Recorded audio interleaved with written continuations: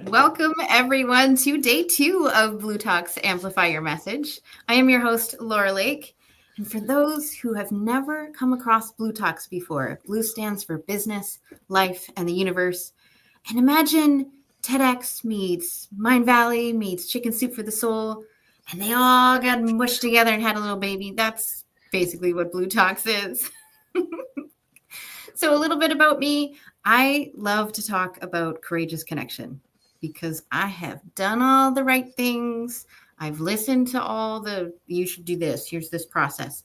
And when you're trying to share your story and you hide that vulnerability and you realize I have to talk about the vulnerability, what actually happens is we have to love that old version of ourselves in order to love and understand the clients that we're trying to connect to.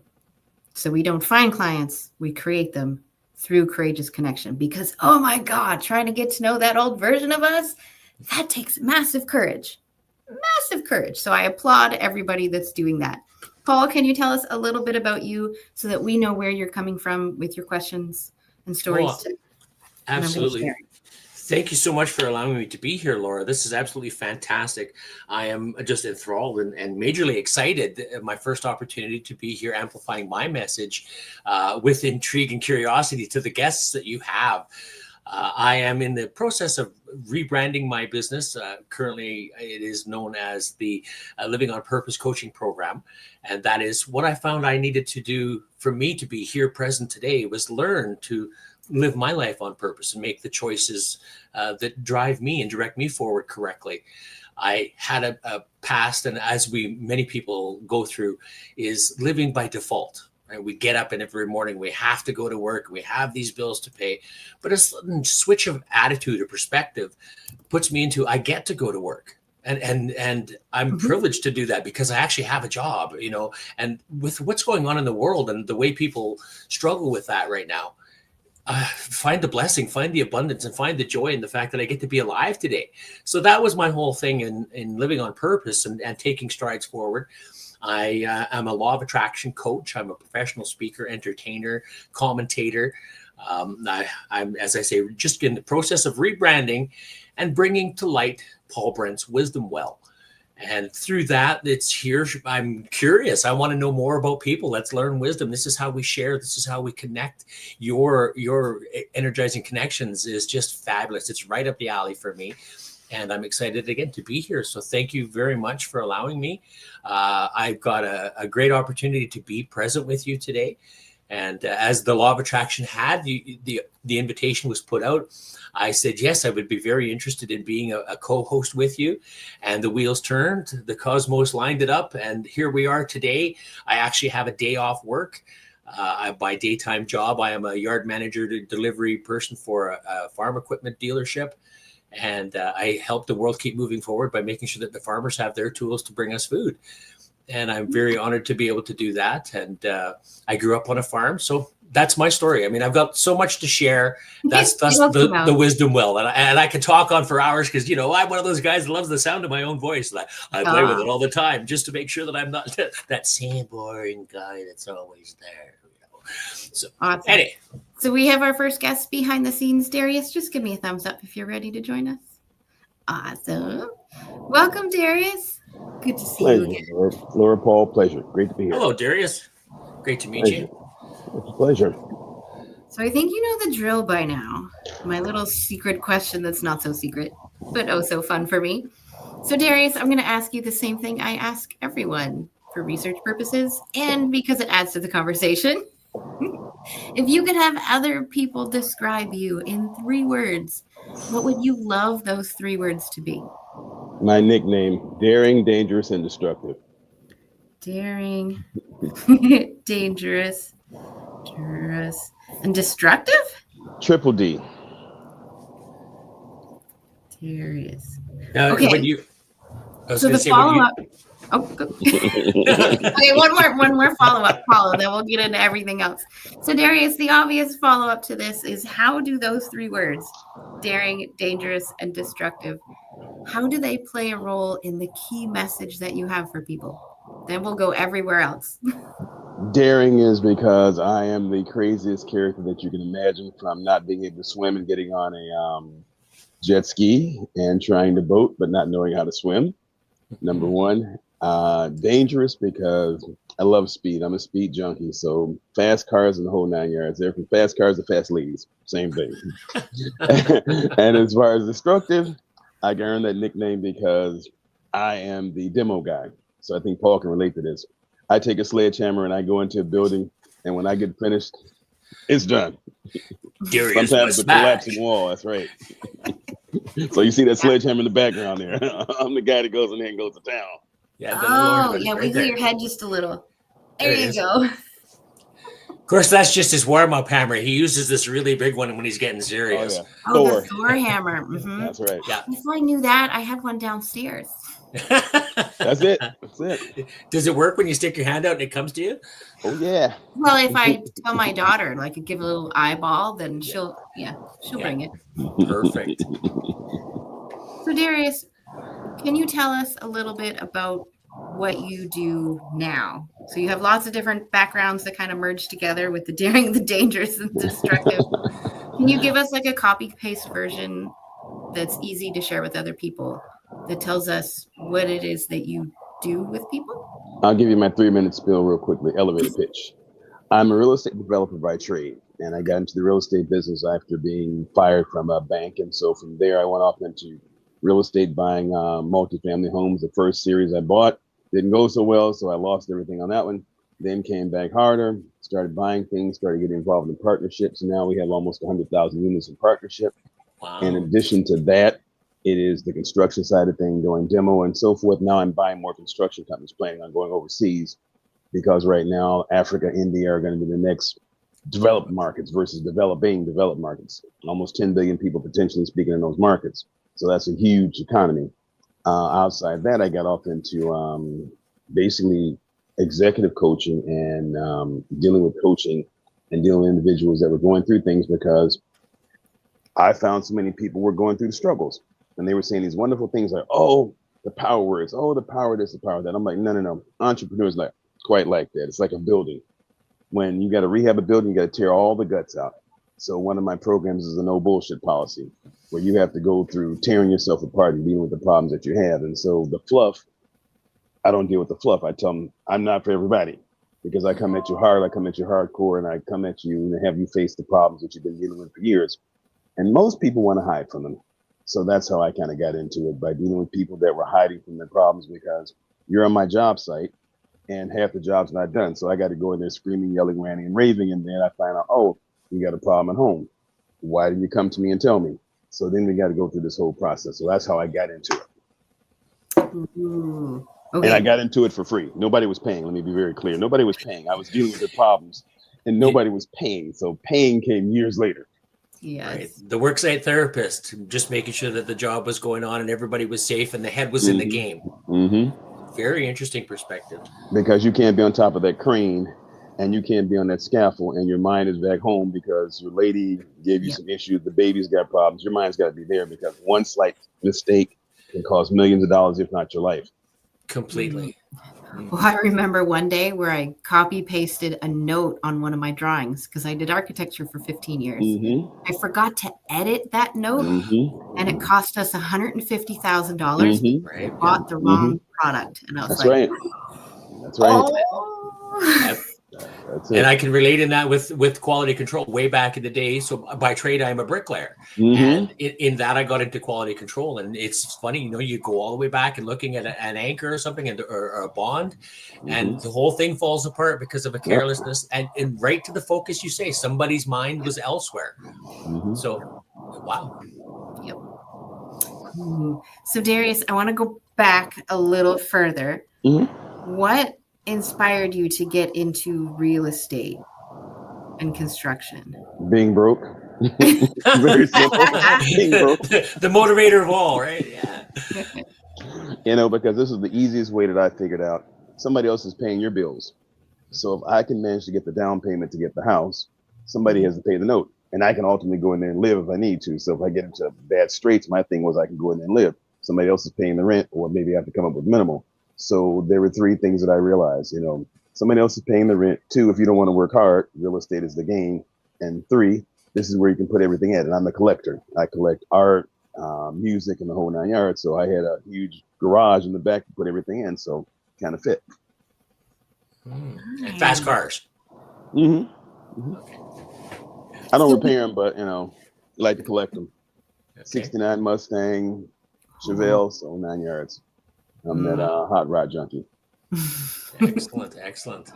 My old boss had a car that he was working on, and every time we went over to his house, I was like, "Show me how far you've gotten. Show me how far you've gotten." That's it. Mm-hmm. Gorgeous. In the realm of fast cars, in a conversation, I am a speaker, entertainer. I'm also a host and a racetrack announcer. And this weekend, I just finished doing quarter miles, so it's a lot of fun. And the energy, it's fabulous. Again, here's our connections. What you bring together, Laura, this is fabulous. We're all here. So what is it about the fast cars that you like? Because we're going to find patterns between all the things that you like and want to do. So the honeys. Ladies. See, I'll be 60 years old tomorrow. So one of the biggest things about it is it brings beautiful women around. So cars, ladies, it kind of goes. I'm a bachelor too. It kind of goes hand in hand. Nice. Oh. Is this your call? That's your calling card. That's your calling card. The car. You're like, I can wield the hammer. I like fast cars, and I have real estate. There you go. See, you don't have to say anything. They speak for themselves. Oh, that's awesome. You also said that you collect art and music. What inspired you for that? I have been a music collector probably since the 70s. And I mean, albums, the 8-tracks, cassettes, Betamax, the whole 9 yards. So it's movies, it's videos, it's 8-track, it's CD players and so forth. Then I DJ when I get a chance to. So I've got a huge DJ system that knocks the block off the sound system. And the neighbors occasionally that can hear me an acre away, they got a problem from time to time. So, but it was just because I love music.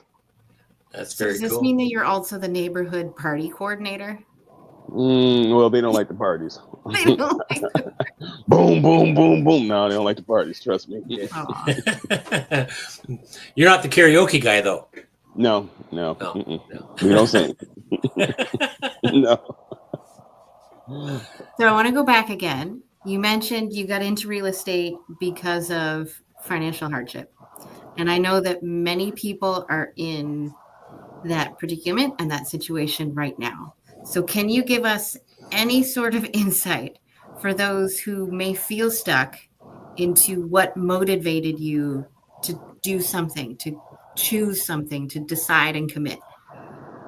Kind of like what's happening now, with the president administration that's going on now, it's going to change the dynamics of real estate. You're going to have real estate on sale, not for sale, but on sale. And so ultimately speaking, we're looking at a market plunge probably of 60 to 70%. So people that have bought houses in the last 10 years are going to be kind of up shit's creek, so to speak, because they bought them and the money's not there. People are starting to walk away now. So a lot of markets are out of context. So basically, if you're in a situation now, you're in a cash position and you have good credit, then you got to sit back and wait over the next 2 years, 2026, 2027, 2028, and you'll see real estate, the availability to buy your first house. So it's just patience, especially for millennials and Zers. On the other side of the coin, if you're in a situation where you got extra property, get rid of it. Now, while the pricing that you can, even if you have to take a loss, it's better to get out now than face foreclosure and or be battling for no purpose. Wow. It's interesting that I'm perceiving that you're American, and welcome, brother. I appreciate that. I'm Canadian in British Columbia, and we are in the crisis of housing right now, where everything is so expensive. It's massively inflated, and like you're basically getting a closet in a garage for $2,000 a month, and you got to go outside to change your mind. It's just crazy, and being able to afford one. I love the advice you're sharing there. And if we could be able to do that in the marketplace, any thoughts towards that, maybe of your expertise in Canada? How can we apply? That thinking is almost reverse because everything's so high, but getting out while we can is really the drive. And there are people that are losing everything because the market is so shifted. See, the Canadian market is the same thing as the global market. What you're looking at now, like Australia, housing prices there, like in Canada, are the same thing. They've got so escalated people can't buy. So now the problem with it is baby boomers. You've got 70 million people in the United States retiring. You're going to have probably 4 or 5 million Canadians retiring over the age of 60 or 70. they're not able to sell their houses because you can't sell to somebody that now is student loan in debt. Now these young people don't have any jobs or whatever the case may be, because now, what, contrary to popular opinion, as of September, we're probably going to see unemployment in the States probably reach double-digit numbers. And I'm sure Canada is the same scenario, where the tech companies are now starting to downsize because AI is going to eliminate millions of jobs. So theoretically speaking, the big thing about Canada is Vancouver, Edmonton, Calgary, Toronto, Montreal, those markets can't stand like that. So it's like it's teetering. They're keeping it propped up as teetering. It can't last. Mm-hmm. And it's a shame. There's already people that are suffering so bad without the, and it's all those open spaces that, that have roof. Why can't we figure out how to put this together?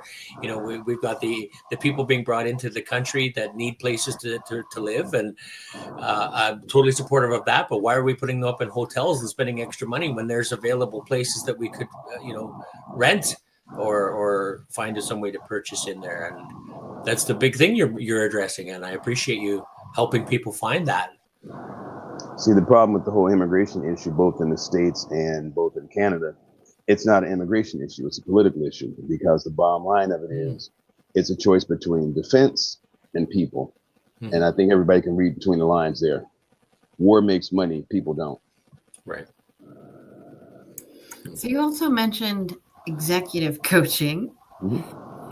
Real estate, executive coaching, they seem like two seemingly different things. But you did mention that the people that you were working with, you started coaching them. But how did it get up to executive coaching instead of just life coaching? Because what ended up happening, it was called crisis management. And a lot of times I would look at a situation and see, from a PR perspective, how people were dealing with crisis in an inappropriate manner. So when you're within a network of high net worth individuals, you're looking at them and you're going, do you realize you can't run from that? You've been caught. So what are you going to do? This is blown up in your face. What are you going to do? So then sitting there and saying, okay, this is how you handle it. You got to steer clear of the waters and you got to navigate, versus sitting there and, putting your head in your tail going, okay, my lawyers are going to handle it. No, your lawyers are not. No, your lawyers are paid to get paid. They're not there to help you necessarily. They're paid to get paid. That's why the bills get so high. Yeah. So you have to turn around, get in front of the situation and deal with it, particularly speaking with the whole sexual harassment thing, dealing with, inappropriate products, dealing with how your companies handle customer service, and dealing with tragedy. Most of the time, the executives don't want to get in front, and they don't want to be the face. They send out a PR person versus themselves. So my philosophy is deal with it directly, handle it, and get in front of it. That's very powerful. And the idea of shifting it, like you said, they hand it off to somebody else to be the one, when it is ultimately their responsibility, their image, their show, let's call it. You're $200 million worth of salary or $10 million worth of salary. Earn it. Very simple. Exactly. Earn it. Exactly. And yet many of us are conflict adverse. So how do you start, I don't want to say growing yourself, but you kind of get the vibe of where I'm going with this. How do you help people grow into starting to see the conflict instead of running away from the conflict every time as soon as it first shows up? One of the big things that, like I said about before, when I say I'm not everybody's coach, I start using very profane words. And I say to them, you know what? Let's be honest here. I've done the F up word. You've done the F up word. So let's deal with that. Let's start from there. Admit that you effed up. Admit that you made the mistake. Admit that you knew. Not deny. You knew. Okay, now once you know, okay, is that going to cost you your job? Potentially, yes. Is that going to cost you your career? Potentially, yes. But if you knew, you should have did something about it while it was going on. Accountability. Or it is now, that's right. Or it is now your responsibility to acknowledge the fact that something went wrong, and now you're going to get in front of it and fall on the Damocles sword. Take it on the chin. Ooh, I like that visual, the fall on your sword. Now, into our starting conversation in safety realm, that was a really big thing. I was a trainer for many years with that, and I taught the accountability factor, because once we put that certificate in your pocket that says you were in the course, that gave me grounds to be accountable. Why did you not do what you were trained to do? Well, we just had to get the job done. So that mentality of putting certain tasks in front of the procedure and the process and the why, after we've already discovered that Buddy lost his finger because he put it where he wasn't supposed to, thus we've had the safeguards put in place and all of these policies. Why are you stepping outside the boundaries? And I hear you, very difficult to make that connection and lead from that point with a wound, open wound. Let's say, as the analogy goes, somebody's in the middle of the heat and you're coming at him going, effing this just happened, buddy. What are you? But it's speaking the language, I think sometimes helps too, right? We have to be able to connect. And, this is enough a good time we're having right now. I like it, you guys. But the thing about it is that I also say is it's like a hit and run, right? When people do these hit and runs and you leave the scene, okay, here's the bottom line. You left behind somebody that you could have stopped and potentially speaking help. Right. Maybe they weren't dead. In most cases, they're not. So the impact alone may have hurt them. Stop, get out, do what you got to do. So it's the same thing here. Yeah. If you knew that you were there and it happened, just like, all right, you know what, you got me. It is what it is. Sometimes it works out better that way than it is to walk away from it. And then now you got denial after denial. I didn't know. Then all of a sudden there's proof that you knew. Now it's worse because now you went through this whole process to deny it. Now they got proof. Now it's worse. Yeah. Okay. So bringing up this idea of crisis management and conflict resolution. At the beginning, you mentioned not knowing how to swim. Is that where the inspiration came for Absolutely. Absolutely. Because you got to get out there and sometimes and take the L, so to speak. It's a loss. You got to get out there and, say to yourself, well, I got to do the best I got to do, and go from there. So I'm curious, have you learned to swim? No. Okay. Don't plan on it. No, you're never too far gone. I just want to say that you're turning 60. That's in the midst of our prime. You're just starting to get into this golden eras here, right? Mm-hmm. And with all that knowledge and experience that you've got, it's putting it into a relaxed state. What a great time to learn. I could do that. I'm not saying you got to go out and be a pool track champion, which category you're going to enter into, but you can keep your head above the water, and that's a good thing. That's it. Yeah. Just survive. Yeah, very good. Any time of crisis. So it was a jet ski, you said. Are you into the boats as well? Anything different than, yeah? Do you own any boats? You've got the fast cars and the music collection. I've got a partnership with some guys that own a couple of different boats, and then there's a Scarab that we own. So that was a little bit of a twist, and going down to Florida and trying that out. So, yeah. But again, I got 2 life preservers on. Not one, but 2. One front, one back. I'm on floaters, but nothing else. Now they got this new device. That's right. That when you hit the water, it blows up. So I'm like, all right, I'm good. So if you were to leave somebody out of this section of our conversation, because I want to switch it into how you're sharing your message. If you were to sum up what we just talked about into something that you're trying to leave people with, a message that you're trying to share with them right now, what are you trying to get people to take away from this conversation? To appreciate the fact that you don't have to have the answers, but you have to be able to be aware of the fact that you've got to turn around and present something solid that basically one can turn around and say, you know what, you don't know, but you're acknowledging the fact that you don't know. And that's okay. Yeah, present something. I remember one of my first business mentors, the thing that he pounded into my brain was get it done and ship it. Because I'm very much the perfectionist who wants to make sure it's the best of the best, the highest quality possible. He's like, no. The longer you wait, the less you're helping that old version of you that you're trying to help. And I went, because I remember how horrible it felt waiting for answers, trying to find answers. He's like, just get it done and ship it. Do it later. Do another version later. Even imperfect action is still better than no action because you just get procrastinating there. So. Yeah. And we can always make the correction, right? Going back to exactly what Darius was saying. Yep. Once you acknowledge that you're there, we can move forward. We can grow. But if you're still in the process of denial, we're lost. And there's nothing I can do to help you until you change that attitude. Aw. Here's a comment for you. Love this, says Nancy. Hi, Nancy. Thank you. Yeah. See, we're on board.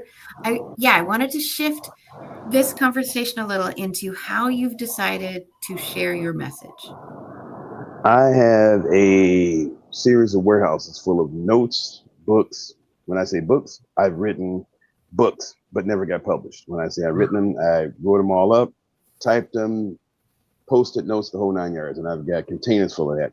So I decided after all that, I was tired of hearing about entrepreneurialism being the coolest and the easiest thing. Then I watched millennials.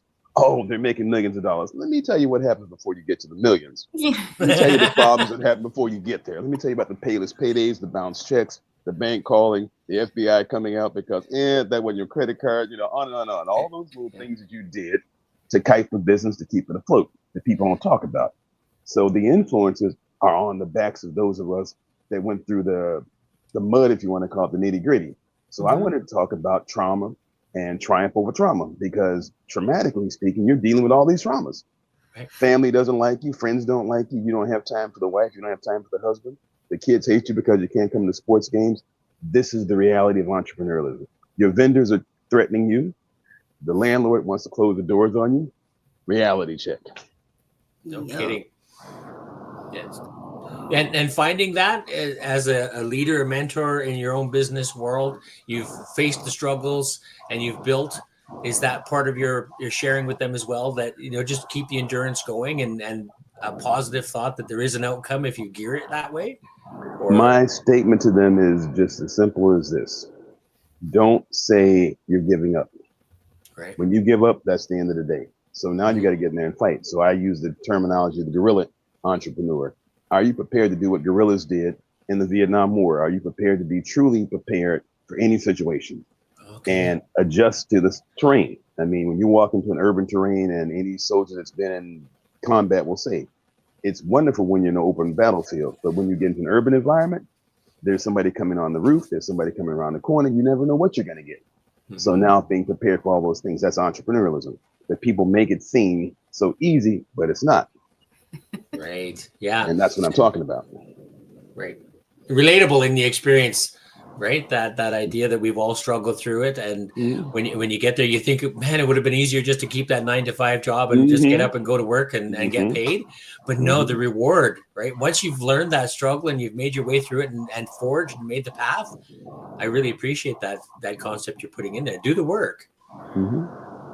But also know that it's going to be thankless, sometimes payless, and sometimes frustrating, and accept failure. That's the number one thing the book is talking about. Don't sit there and tell me, oh, well, I got to succeed. Let me tell you something. Sometimes for those that are religious, God gives you a blessing and then a lesson. Understand that. Sometimes the lesson is to fail because maybe that wasn't your time or maybe that wasn't your moment. So now you got to understand that too. Or your moment to learn the opportunity. Just changing a word there, I take failure as a lesson every time, and in that concept. So yeah, taking the win from just being through the experience. I like that. So Darius, does this mean that you've always seen yourself as a writer? No. I just took these notes because I said to myself, I'm collecting, and I'm collecting knowledge from every experience. I wanted to collect a thought, something that happened somewhere along the line. I can use it again. And even in somebody else's screw ups, there's an opportunity. I remember one story that I'll tell you real quickly. There was a story about a guy that actually was sitting in front of a bakery, and every single day the baker would come out and constantly have donuts he'd throw out. The guy was sitting there, he was homeless, right? Never asked the baker for a job, never asked him for any food. So finally, when the bakery closed up years later, someone came down the street and asked him, why didn't you ask the baker for a job? Because he kept help wanted signs. He goes, I didn't know he wanted anybody. He goes, but the sign was there. He said, but I didn't think about it. So then finally, when all was said and done, he found out and he discovered this was an angel in disguise because he could have eaten, which he was starving. He could have had a place to stay, which he chose not to, and he could have had a job. But the bottom line was he chose not to do any of those things because in his mind, he was paralyzed. Not his body was paralyzed because he wasn't paralyzed, but his mind was paralyzed. So sometimes you refuse to do because you don't understand that all you got to do is just ask. Simple. Wow, that's profound. The first step, the hardest one, ask for that, right? And we don't get anything unless we ask, really, in all avenues. Finding that at the hotel, throw out the pitch. Do you have any upgrade rooms? What's the worst they're going to say is no. Right? Well, I got something better than that. When you're pitching a deal, right, there's only 3 things they can say: no, hell no, and maybe. Maybe is a possibility. No, hell no, or maybe. I like that. That's it. That's well, it. we got the 4. We can jump right in there and say, yes, absolutely, I'm on board. Right. That's our target, of course. But that's it. No, hell no, maybe. That's right. Maybe is a reverse. You just pitch them at the wrong time. Or speaking the words that they needed to hear, speaking their language, right? Right. Again, that going back to our connections and using the terminology. And this has been wonderful, just spending that time getting to create these little circles. Laura, a great job on bringing it back. And my first time here and learning from you and learning from Darius how to control the situations. I had all that fear of being here, and you guys put it down to rest. And this is great. So you use that same concept in your crisis management, and you bring the people down in the relation, to that from a stress point and move them forward. Is that part of what you do as well? I get them to the bare bone basics. I ask them, let me ask you a question. Okay. What is the most fucked up thing you've done? Wow. And they're looking at me like, what did he just say? I said again, let me ask you again. And I say it in a more harsher tone. What is the most fucked up thing you've done? Because if you're talking to me right now, you done something fucked up. Okay? That's the bottom line. I'm not here to turn around and entertain you. So tell me. So then when they give me the FYI, then I'm going, did you get caught? They go, no. Okay. So now if you didn't get caught for that one, how'd you get caught for this one? I bring them down to that space. Right. Right. Wow. I like that question though. What is that? Right. Because here's the thing. If you didn't get caught for the first time you made a screw up, right? And the second time you got caught, that means that you got comfortable. I want to know why you got comfortable. Right. Yep. Why you got comfortable and got caught. Yeah. That's right. And now you think it's okay because you should have the, well, I didn't know, or I didn't think about it pass card. It's hubris. Yeah. Right. Yeah. That's a very interesting concept in there too. Okay. So we have a couple more minutes. I want to come back to the ways that you share your message. Obviously you're doing podcasts. I've seen you more than once. So this isn't your first time. Yay, Darius. You mentioned writing the notes and wanting to publish a book. Are you published in anything yet? Are you thinking about getting published in anything? There are 3 books out now. 2 that I have chapters in. There's Success DNA, there's Leadership DNA, and then there's the Triumph Over Trauma, which is the new book that I have out. That's a solo book now, where I'm talking about all these problems that take place and all these dramas. And I go back in family history. I deal with people's family history. I deal with relationships. I deal with sexuality. I deal with all these things that people are going through. So what helped you? Yeah. So what helped you go from that version of you who's like, I don't want to publish anything, I'm just going to write it all in a book, to actually doing it? Because I got tired of people talking about how glamorous this life is. Yes, you can become a millionaire. Yes, you can become a billionaire. But let me tell you what happens along the way. How close you can come to jail for doing something you got no business doing, how close things can get to bankruptcy, how you can lose your family, your friends, and everything else. Let me tell the truth. And when I say the truth, it might not be their truths because maybe they didn't go that far. But the bottom line of it is more people go that 60 or 70% of the business in America will fail, over the next century. So at the end of the day, I want to talk about those people that are struggling and going, oh, that's not my story. Yeah, that's not your story because you're dealing with the reality. Yeah. Maybe you got lucky because you were riding on somebody else's back. It's like one of the things that people talk about in America when they talk about opportunity, right? And what I always say is your opportunity is based upon the back of someone else. So at the end of the day, if you manage to get public assistance and then you're talking about somebody else that got public assistance, well, guess what? You got the food stamps. You got the EBT card at some point in time. You've got some type of public education. What was that based upon? Taxpayers. Now you're talking about ending it for somebody else. You got the student loan, but you got it because somebody else paid the taxes for that. Yeah. You went to the library. The library is free, but it was free because somebody else ahead of you already paid it. So all these things people don't think about. We're all on a highway of freeness. So remember that you're riding on somebody else's back.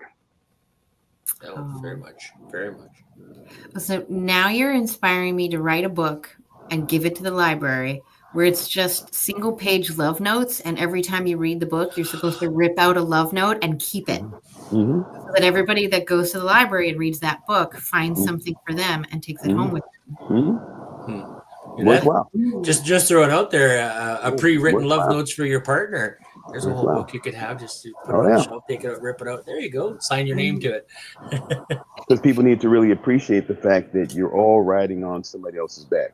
Somehow or another you're piggybacking. Somehow or another you're actually taking advantage of a system that, although we don't like the system for what it is in a lot of ways, sometimes the system works in such a way where you're able to benefit financially speaking, because we'll use the example of Amazon, this huge company, right?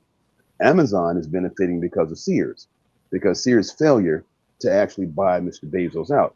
Had Sears automated like they should have, Mr. Bezos wouldn't be in business, because all Amazon is a computerized mail order. Okay, people break it down to that. So Sears just didn't realize, they were so busy buying Kmart, they didn't see the competition coming along the way, this young buck coming along saying, yeah, I got you. They didn't see it. Microsoft. Bill Gates would not have been where he was had IBM used that same software that he did for businesses. IBM was so busy focused on the old way. Sometimes you don't realize that you have what you need. You just don't realize you have it. You don't know what you know until you don't know you didn't know it. Yeah. Somebody eats your lunch for you. Yeah. And or as Colin Sprake would say, you've got to have somebody look at you from outside your fishbowl because you're busy swimming around inside of it. You don't see the rest of the picture. That's right. Darius, where do we find you, and what is your favorite way to communicate? You can find me on DariusARoss.com, and you can find me on DariusWrites.com, and YouTube, Facebook, etc. I always respond to everything. Do you have a favorite way to communicate? No. If you reach out to me, you'll find me. So I'm more than happy. My phone numbers are there, so it's easy. Watch for it. Exactly. So I like to hold space at the end of an interview. Aw, Corey's here. I'll just show you the message. Powerful, Darius. Get some love. Hi, Corey. That's our host. That is the founder of Blue Talk. So yay, Corey. Hi.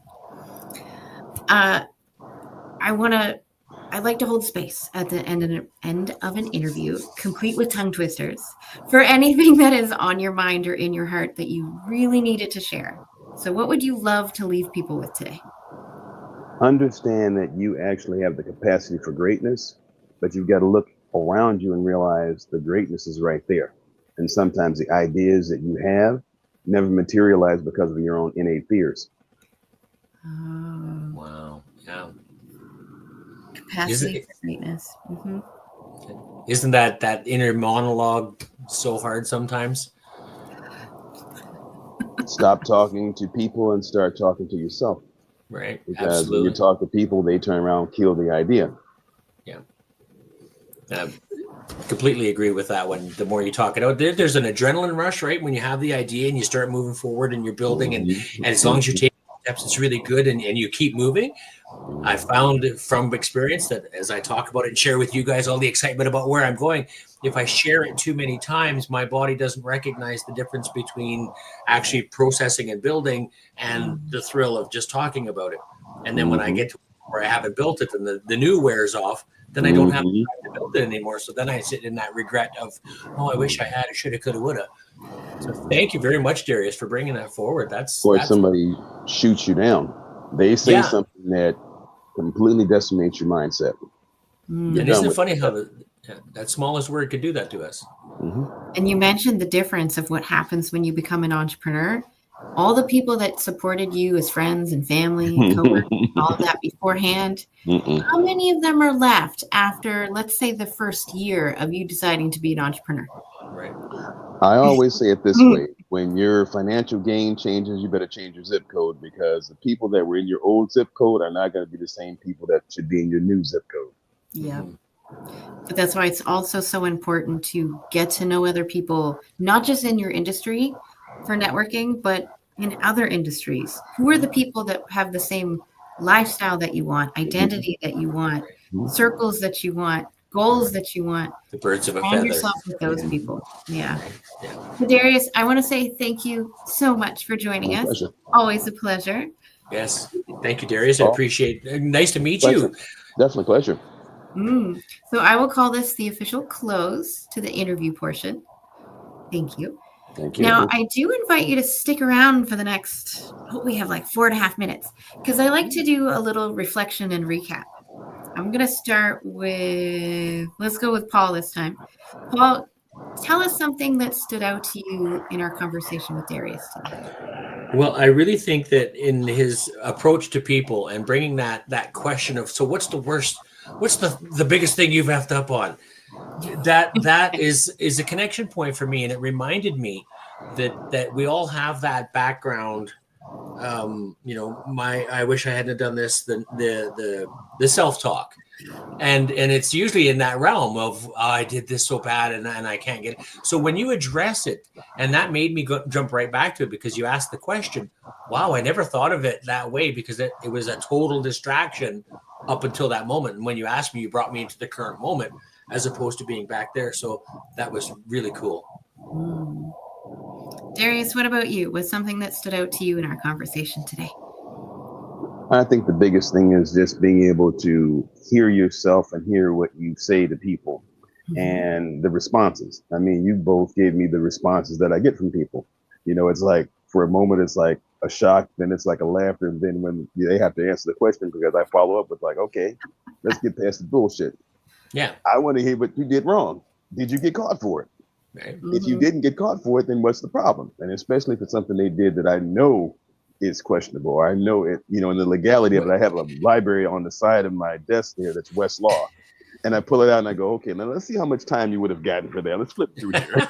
and they're looking at me going, wait. I'm like, yeah, this is what would have happened if you'd have got caught. Now, you didn't get caught. So now what you've done is minor. Yeah. So is that, I just wanted to ask a quick question. Is that something that also goes in that idea of experience? You kind of fish from, I've been there, I've done that. I know you're not telling me, but I can prompt. Yeah. Because I become the attorney. Yeah, exactly. I see that, and I relate. Because I say to them, anything that you've done has been the worst for me already. So let's just put it in perspective. If you've done it, just put it out there. I'm reading your body language. I'm reading your signals. I'm reading your mind. So get past the nonsense and let's get to the bottom line. You did it. Yeah. You didn't get caught. Now let's move forward. Yeah. Right. You passed the statute of limitations. Let's go from there. Cool. Yeah, we could have some really great conversations, Darius. I just want to end off my talking at that point there. I look forward to many conversations. You're coming to the wisdom well with me. Definitely. Ooh, okay, there's a couple things that stood out to me. The first one was you said that there's a capacity for greatness and that it's already right there. Now, logically, I know that, and many of us logically know that, but to embody and understand that, that's a whole other level.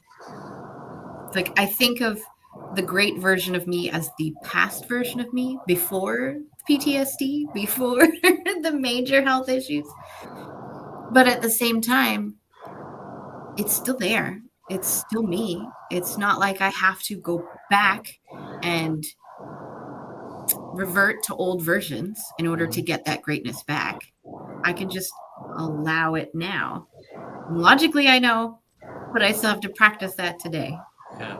And just as you were saying, like, where's the most screwed up things that you've done? There's been some screwed up things in between my greatness version and the version that I am today. And I use those stories of where I've screwed up as reasons why I can't be that version of me. Well, I'd go a little step further with you on that one when you talk about PTSD. I mean, I've suffered from the urban PTSD, so the gang violence and how many friends I've lost, 200, before 18. But here's the trick to it. The problem with it is asking yourself, why did you not leave that environment? And I think that's one of the biggest things people don't ask themselves. Yeah. Why are you still in that environment if you're still struggling and suffering from the things that bother you? Yeah. If you have the courage to leave it, that's the key. If you're still suffering with it, part of the problem is because you're afraid of the outcome. What's going to happen to the new person that I become? Am I going to be comfortable with the new person? And sometimes you're not going to be comfortable because, as I say to ball players and, athletes that are, coming into new money, when you become wealthy, everything changes because you're going to have haters all over the day, including your family and friends. So you got to accept the fact you got to be a new person. The word no is not a bad word. No. It's a whole sentence in some cases. It's the final paragraph, end of statement. Yeah. So thank you so much, Darius, again, My for pleasure. being here with us. Hope to see you again. Definitely, Yes. my pleasure. Thank you, Darius. Thank you. Take care. Now we have our next guest in the background. Paul, just give me a thumbs up if you're ready to join us. Other Paul. Paul, be Paul. I knew Hi, Paul. Today because we have 2 Pauls. That's right. We're in trouble now. Yes, it's going to be a good day. Good. I didn't even think about it. It's like talking to ourselves. We're going to do great today. Exactly. It's the mirror image. Right? My brother from another mother. Exactly. I love the glasses, the whole look going on there. Yeah.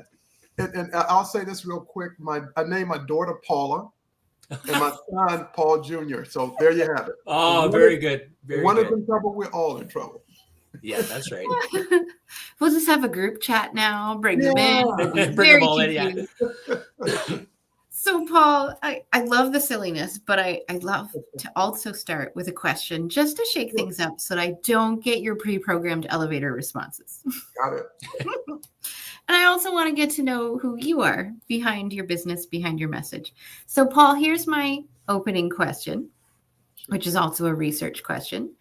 If you could have other people describe you in 3 words, as close as possible, what would you love those 3 words to be? I would love, and great question, by the way, Laura. I would say that 3 words would be Paul is very determined. Paul wants to make a difference. And Paul is here to serve. So a servant leader. And at the same time, this pen is dead. Yeah. Grab another. You need a dartboard on the other side of the room. Yeah. Oh, I thought about it. I'm not very good at the darts, though, because my fingers don't work that well. So you're throwing it like a knife, not a dart. It's get it out of here. Not that I've ever thrown knives before. I'm just that's right. Okay, so determined, make a difference, and to serve.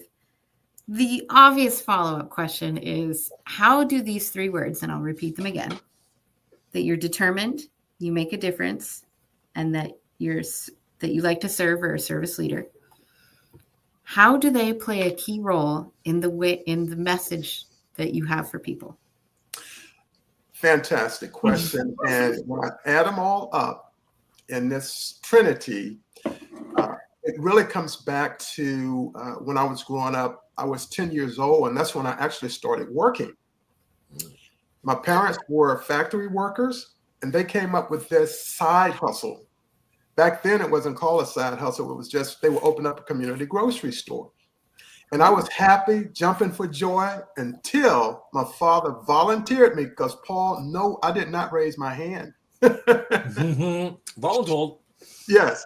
And so I've actually been working since that time. And when you talk about determination, my parents didn't earn a lot of money. And I'm one of 10 children, 5 boys and 5 girls. And so they didn't have a lot of money. So when it comes down to that determination and what I do today, I let everyone know that their way forward is through self-leadership. You have to be able to lead yourself. And in order to do that, you have to get clarity about who you are, your values, and your beliefs. And don't try to lead or influence anyone else until you can lead yourself. And that's one principle. Then when I look at the aspect of the second part of that is to ensure today that when I work with an organization, that I let them know that because they have a title, they're not the only leader of the organization. Ooh. They're not the only leader. Right. You have a leader with a title, of course, we know that, a president or a general, because I served in the Air Force for 22 years. Yeah. And then you have a manager or supervisor. They manage the workflow for the employees at the behest of the leader with the title. So the supervisor and manager are also leaders in their function, and then employee. Without the employee, the work doesn't get accomplished, doesn't get done. The leader's vision, mission, and their goals are not met. So when we pull them all together, I want to ensure that organization, when I work with them, that everyone is trained with the same trainer with leadership development so that they can all be on the same sheet of music. But it extends beyond that. It extends also to if they have a cook within the organization, the building. Some companies have cooks there. They have a place for them to eat. For example, when I worked in the Pentagon, I worked there for 12 years. We could go to the cafeteria. You have to train them. If you have security at the building facility, you have to train them. And then, Laura and Paul, you also have to train the subcontractors. Mm-hmm. Everyone should be trained. And once everyone is trained, it gives them a competitive advantage. And the reason why it does is because, sadly, most organizations don't do this, but it's necessary. Key thing that stood out to me was you used the words "the same sheet of music." Very same. That's what I wrote down. Playing the same music. That's so important. And the consistency. Sorry, Laura, to jump on that one. You nailed it. And to have both of us resonate with that statement, that's powerful. Yes, an orchestra. Wow. You know, I mean, I was following along and I'm thinking to myself, well, this reminds me of some of the leadership programs I've been through and things where you own it and leadership comes from where you're at. So I could be the guy on the front floor who's the laborer doing the work. And as you say, I still got to do the work. But if I haven't been trained exactly what to do and my vision isn't clear because it wasn't given to me clear enough, and I'm going to someone else whose vision is corrupted because they weren't trained, and yet the guy who wants the vision to be followed hasn't stepped forward and said, let me show you. You know, the tell, show, do. Let's follow through at least the basic steps. For sure. Absolutely. No, that's I mean, and getting everybody on the same page. Same page. Absolutely. Tap, tap, tap. Everybody. Also, when you first said it, I am picturing an elementary school music classroom where everyone has the same sheet of music. But it does not sound very nice. And then you also mentioned training. So now if you take that vision that translates to the sheet of music, everybody has the same vision. They're told how it's supposed to run and the processes. But now when you add that layer of training, you're adding the skill of working together. Yes. Not just doing your own part and being like, I could do it on my own. Well, the timing needs to fit. You need to know when your cues are just in case somebody's closed. Right. Not closed. Like faster or slower. Exactly. Get the flow. Right. Absolutely. Getting the flow. Yeah. Well, I not only served in the Air Force, I was a military officer for 22 years, but I also had after 8 years, I left as a captain and I went to Mobil Oil Company in Beaumont in Houston, Texas. So it gave me even a different perspective of leadership. I had to really almost put the military leadership side down for a while and take on the corporate leadership. The first thing that Mobil Oil did to me as one of their professional employees, they put me in an ethics course. Mm-hmm. And in the ethics course, I learned communication and how Mobil actually works, and then how the interchangeable parts. As an example, it was an aromatics plant, an olefins plant. For example, if you go to the gas station and you're pumping gas and you smell that, that's what it is, that smell. And of course, they had a multi-million-dollar operation, and then I had to conduct some audits. And so we would bring in one of the high-powered auditing firms in the middle of the night, because you go to the tank farm, you have to climb the tank farm, get the volume, the amount in there, and you also had to determine the temperature. The temperature kind of determined that. And as you're walking, Laura and Paul, there are alligators beneath you, real alligators, because it's at a wharf in Texas. Right. So you really have to be on your P's and Q's. And so I would lead that particular audit so that we can find out exactly where we were. We brought in chemical engineers. We brought in our logisticians. We brought everyone in at about midnight, and we might go for a couple of hours just to get what we need for that annual audit itself. So it's different forms of leadership. And it really taught me a lot, because when I was in the Air Force, I attended every leadership school. They had the initial school, which is called Squadron Officer School, then Air Command and Staff College, then Air War College. And I blended all of those leadership schools together. Then, been at the Pentagon for 12 years, the General Colin Powell, he was the chairman of the Joint Chiefs at that time. So I really looked up to him like a lot of the other junior officers did. And ultimately, I worked in the legislative office, and I would escort the generals to Capitol Hill to meet with the members of the House and Senate Armed Services Committee. And so I kind of cut my teeth on legislation. And then ultimately, I went on Capitol Hill and worked for a member of Congress for a year in the Capitol Hill Fellowship Program. So I was actually up there helping write the draft legislation for bills, the different things like that. Yeah. That's leadership. Why I lost my hair, Paul. Oh, very good. Leadership right from the front line and from some of the biggest leader, examples in the world. That's Absolutely. Powerful. Wow. Yeah, it was a very unique experience. And people ask me, they say, well, how can you take orders from someone every day? I said, well, that's like TV. They don't do that in real life. Mm-hmm. What they do is when people ask me what was my experience like in 22 years, the United States Air Force and the Department of Defense allowed me to be Paul. They allowed me to be me. Right. Gave you the opportunity to grow and be the best you possible. Absolutely. Right. Was that that's not what you can do, or something like that? Right. Not what your country can do for you, but what you can do for your country. Yeah, that's the one. Absolutely. That's exactly what it was. And so right. And people ask me, well, how are you able to do that? Well, I went through ROTC for 2 years. I attended Shaw University in Raleigh, North Carolina, and I cross-enrolled at North Carolina State University. And they had a 2-year Air Force ROTC program. I had to go to basic training. I went to Dover, Delaware for that. I had never flown on a plane. Imagine that. The third week of the basic training, they put us on the C5, which is the length of a football field. Mm-hmm. And they fly us over Bermuda. And so I successfully made it on my first flight. I was happy. Yeah. 2 weeks later, they flew us to Columbus, Mississippi, and put us in a Air Force jet, a 2-seater. We went up to 10,000 feet, and then the trainer pilot, he told me, Paul, take the stick. The stick is like the steering wheel in a car. And so I flew the plane for a little while myself, and then he started doing wheelbarrows. We're flying straight, and then he would go upside down, right side up. Your stomach goes upside down. I maintained myself. I was in pretty good shape then, so I could handle it. I was younger, I could handle it. But it was a leadership exercise in and of itself.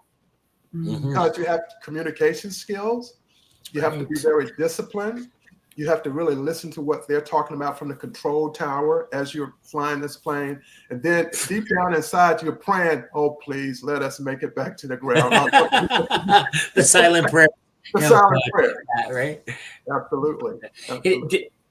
Paul, did you happen to, or have you found that there's any one sort of thought that transferred all the way across in those different concepts of leadership? Is there a singular thread that you would say is a core of everything? Yes, in fact, great question, Paul. And I think the single core for me was the aspect of, as I mentioned before, being of service and wanting to make a difference. And I know serving in the military, when it comes to leadership, Grace Hooper, she was an admiral. In fact, she's the person that's responsible for us being on the computer today, because she was the first one to come up with coding for the computers, the language. She's since passed, but she came to our leadership class in Montgomery, Alabama at Gunter Air Force Base. And she made this comment, which is going to be the central theme here, Paul. In fact, she stated that in the military, we've managed far too much. You should manage things, budgets, resources, but we need to get back to leading people. Right. And so the central theme is we have to become better leaders, because each individual, all three of us here, if we continuously work on becoming better leaders, we in fact become that. That becomes our reality. And then we teach someone else the same thing that we know, and on and on. And so the stronger leaders that we have, the stronger communities we have, and the stronger regions and countries that we have. And it really comes down to that. It's really, the central thing is to become the best leader that you can be. And I like that. Yes. And I wrote a book called Leadership is Influence. And one of the people that I referenced was Walter Bennis. And Walter Bennis is one of the foremost leadership authorities. And he said that there's no such thing as a born leader. Leaders have to be developed over time. So in my book, I use an example that I like to use. I use Tom Brady, who I like. I love to see him play football when he played. And this is the sample. I said, well, Tom Brady is a tremendous 7 Super Bowls, New England Patriots, but he was not a born leader. He was drafted late in the rounds in the NFL, but man, did they really develop him. And he became a great leader. And they gave him the opportunity to do that. And that's just one example that I talk about in the book. And it's very important that we do that. And I talk about a 3-pronged approach to becoming a leader of influence. And the first prong is to be a continuous learner. Right. And to be a continuous learner, you want to read some books about some amazing leaders. You want to attend some seminars. You want to study them, different books. And then you want to, the next step you want to take, step 2, is that you want to actually give employees some experience. Put them on a special project, like I was put on that special project with Mobile Oil with the audit. And you give them that experience and allow them to fail. Failing leads to success. It's okay. Fail forward, but give them that experience and they will become a better leader because they would have learned the lesson. And then number 3 is actually put the individual, the employee or the manager, or in some instances, the leader with the title, in a leadership development program. Because once you have those 3 together, there's no way you can lose. You can't lose that formula. Yeah. And that's really what my particular experience and journey was like. I love that. And I love that Paul already knew where my question was going to go next about being able to connect all of your very unique and seemingly different experiences of leadership. So I'm gonna piggyback on what Paul asked and ask you, where do you see your version of this core of leadership going in the future? Where do you see that conversation leading? That conversation is going to be leading to organizations really embracing leadership, because we know right now one of the big issues is the workforce. It is people, unfortunately, losing their jobs. The workforce and the workplace is chaotic right now. And where I see it going is being able to, the employees who remain behind, that we retain them. And the best way to retain them is through professional growth.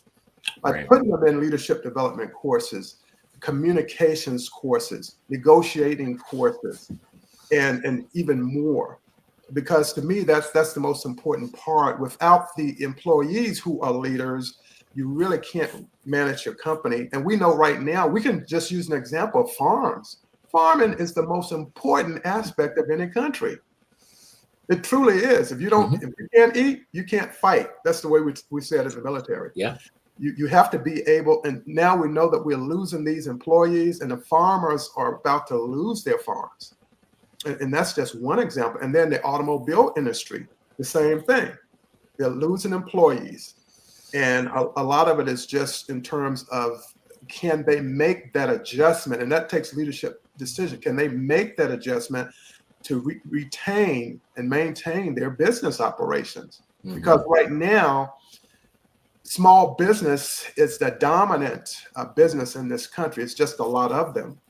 But if they go out of business, then you don't generate revenue. If you don't generate revenue, you can't have services that are coming through the different appropriations that are up there: energy, education, defense, interior. If we can't fund those areas, then things won't be as well as they should be, because it all comes down to leadership decisions. Right.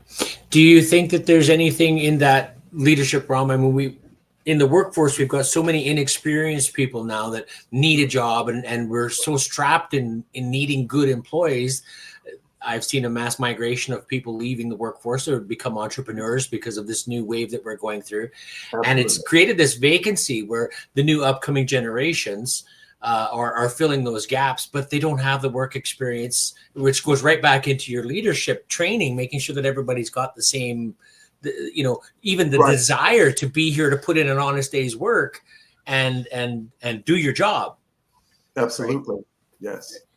Yes. I think one of the interesting things that are taking place right now, everything is very dynamic, and people have just like Wall Street, they have their ears to the tracks to see what's coming, if you will. And the businesses are the same way. And when we look at quite a few of the federal funding going away for different projects, NIH as an example, right here where I live here in the Washington, D.C. area, the CDC, Centers for Disease Control, those type of people impacted programs, it's going to be tough. So here's my spin on it. Okay, so if Medicare goes away, Social Security goes away, I only have one choice left. I have to get in shape, right? Yeah. But everybody's not going to do that. Yeah. But you have to start looking at a fallback position. Looking at one example, FEMA. Okay, we've had a lot of FEMA employees that no longer are employed. The budget has gone down. I actually spoke at one of those camps in Texas. I was on a speaking tour, and I was in Brownwood, Texas. So I checked to see, did they flood? They didn't flood that much, but when I spoke there, I stayed overnight there in that camp. And I was thinking, oh my goodness, what if they had flooded then? Right.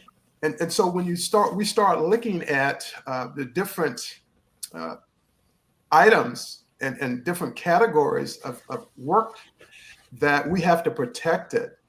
And I think for a lot of people, and people who don't have that experience, Paul, they can always go to what we call the one source in the local community. And it's like a job. They train you for a job. Yeah. And after I retired from the Air Force, I worked in what's called family readiness for the National Guard Bureau.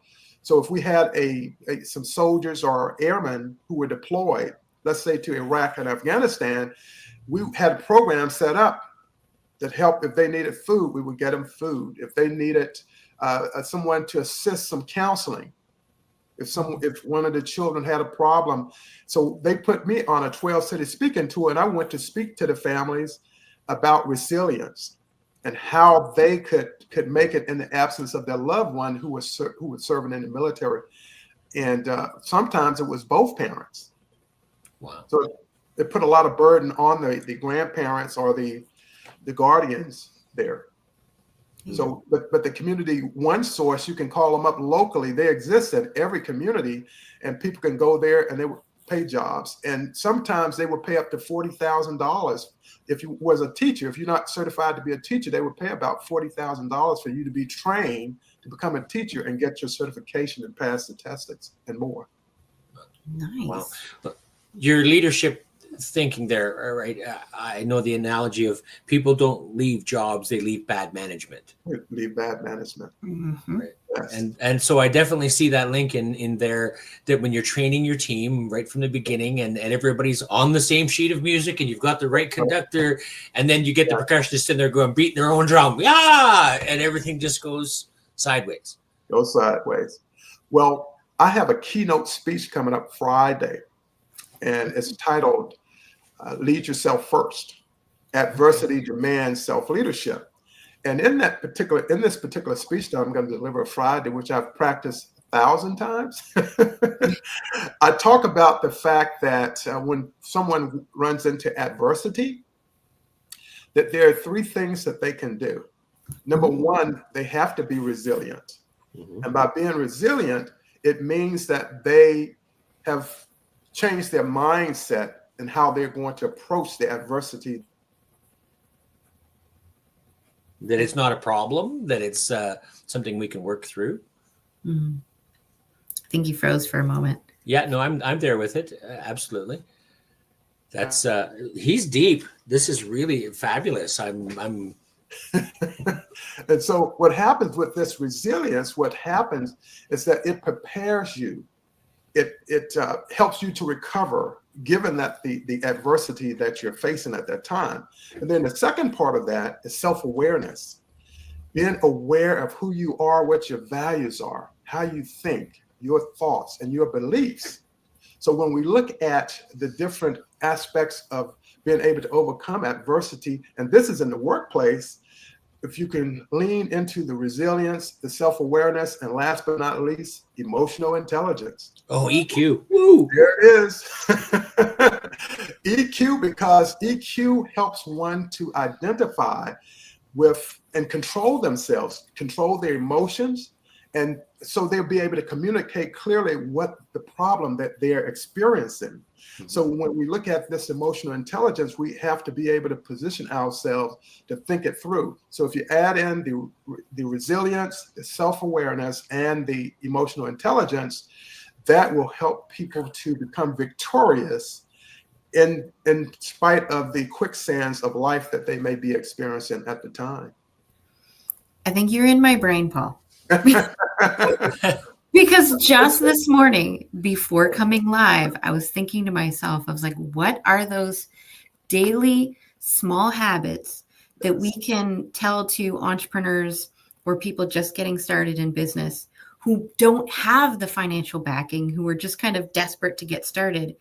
How can we give them small little things to work on that doesn't have to cost them $10,000 worth of coaching yet, mm-hmm.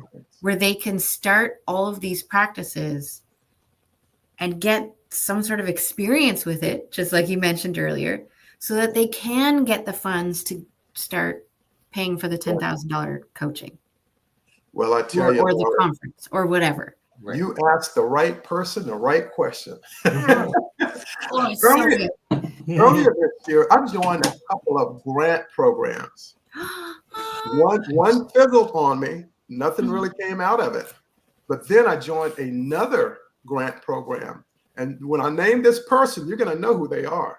Oh. His particular name is Matthew Lesko. Mm-mm. You heard of Matthew? He wears the jackets with all like question marks on it, everything. Maybe. And I joined his program. It's $97 a year. I applied for 2 grants with him, actually 3 grants with him through his program. And I received 2 out of the 3 just last month. Good for you. Just last month. Never seen him before. Yeah, Matthew Lesko, Lesko. Yeah. He's been doing grants for 50 years. So if people are looking for a program, and it's called Lesko Help 2, and you can apply not only locally but nationally as well. But most grants come out of areas locally, mm-hmm. and even though a lot of the grants and everything have been stopped, they're not stopped completely.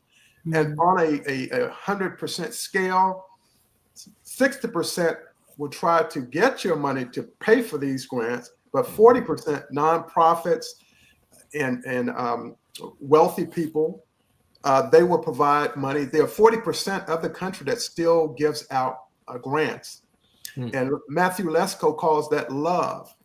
When he talks about the 60% that want money for you to say, go on Google and do a search, they want money. Yeah. But I'm here to tell you, I applied for 2 grants for my business, and I applied for 3, and I received 2 grants just last month. Wow. Aww. Yeah. So that's a great source. And I mentioned that one source earlier. That's also a part of his program where he tells you, give you the source. He has there's a website called findhelp.org. I think I have that right. And you can just type in a zip code. Oh, so US only? Yeah, predominantly US. Okay. Predominantly US. And but I think there are some grants for outside the country as well. But when you type in that zip code, it will give you anywhere between 400 to 500 different sources. And that are within that jurisdictional area, or within that, like it'll probably cover the entire state. Okay. And so they said, well, okay, so how do you win these grants? You don't do it by just filling out the form online. You have to call them. And you don't ask them, hey, I need $10,000 to attend this course. I need some financial assistance, or I need assistance for my house to help repairs in my house, or I need medical assistance or dental assistance. They're just a potpourri or mixture of different grant opportunities in there. And it's free. You don't pay them a penny. Because they want to help. Because they're there to help. Mm-hmm. Absolutely, Paul. They're there to help. And that makes all the difference, right? That in this looking for the assistance from the entrepreneurial starting point, right? We get so caught in that whirlwind, and I get the vision of grandeur. This is where I need to go, and this is how I got to get there. But then I get that hurdle of, oh my gosh, I've got to have this fee to register. I've got to have a license. I've got to have that, and then this. And now my monthly bill's already capped out, and how do I even pay my internet connection? And they can pay your bills. Wow. Help you pay your bill, because their sources. The organization you call may not have that funding, but they have sources of people that do, an organization that do. I was thinking about philanthropy earlier. Mm-hmm. That's the other part of it, nonprofits and philanthropy as well. That people are sitting there, they want to make a difference, and they can make a difference. And that's what they're there for. And this is leadership too. That's what we're talking about. Yes. We're talking about leadership here. It is. It's really, it's not what you know in some cases. It's the who you know. Because when you really connect together, and if I don't know, I don't know, but I need to have a well of somebody to go to that can help me source, and they may not be able to help me immediately within what I'm looking for, but their help still leads me to someone else who leads you, right? 6 degrees of separation, or whatever number you want to put in. Absolutely. We're all connected, and let's resource and build the network. That's so cool. What a concept. And when we look at it, we're talking 8 billion people on planet Earth, right? Right. We have the ability to save this planet. Yeah. We really do. Just curious on that one. Just a question. Where there's 8 billion people on the planet, do you know your neighbor? I do. Excellent. I know all of my right. neighbors. Right. In fact, Perfect. My neighbor, he had some electrical problems last year. I'm not sure why. And he said, hey, can I use electricity from your house, run a line from your house to my house? I said, give me the cord. Right? Yeah, right. With neighbors. Perfect. And then my other neighbors on the other, they're from the Philippines. My other neighbors, they're from Africa. Neighbors across the street, they're from the Caribbean. Yeah. And then I have neighbors from Buffalo, New York. So I know all of my neighbors.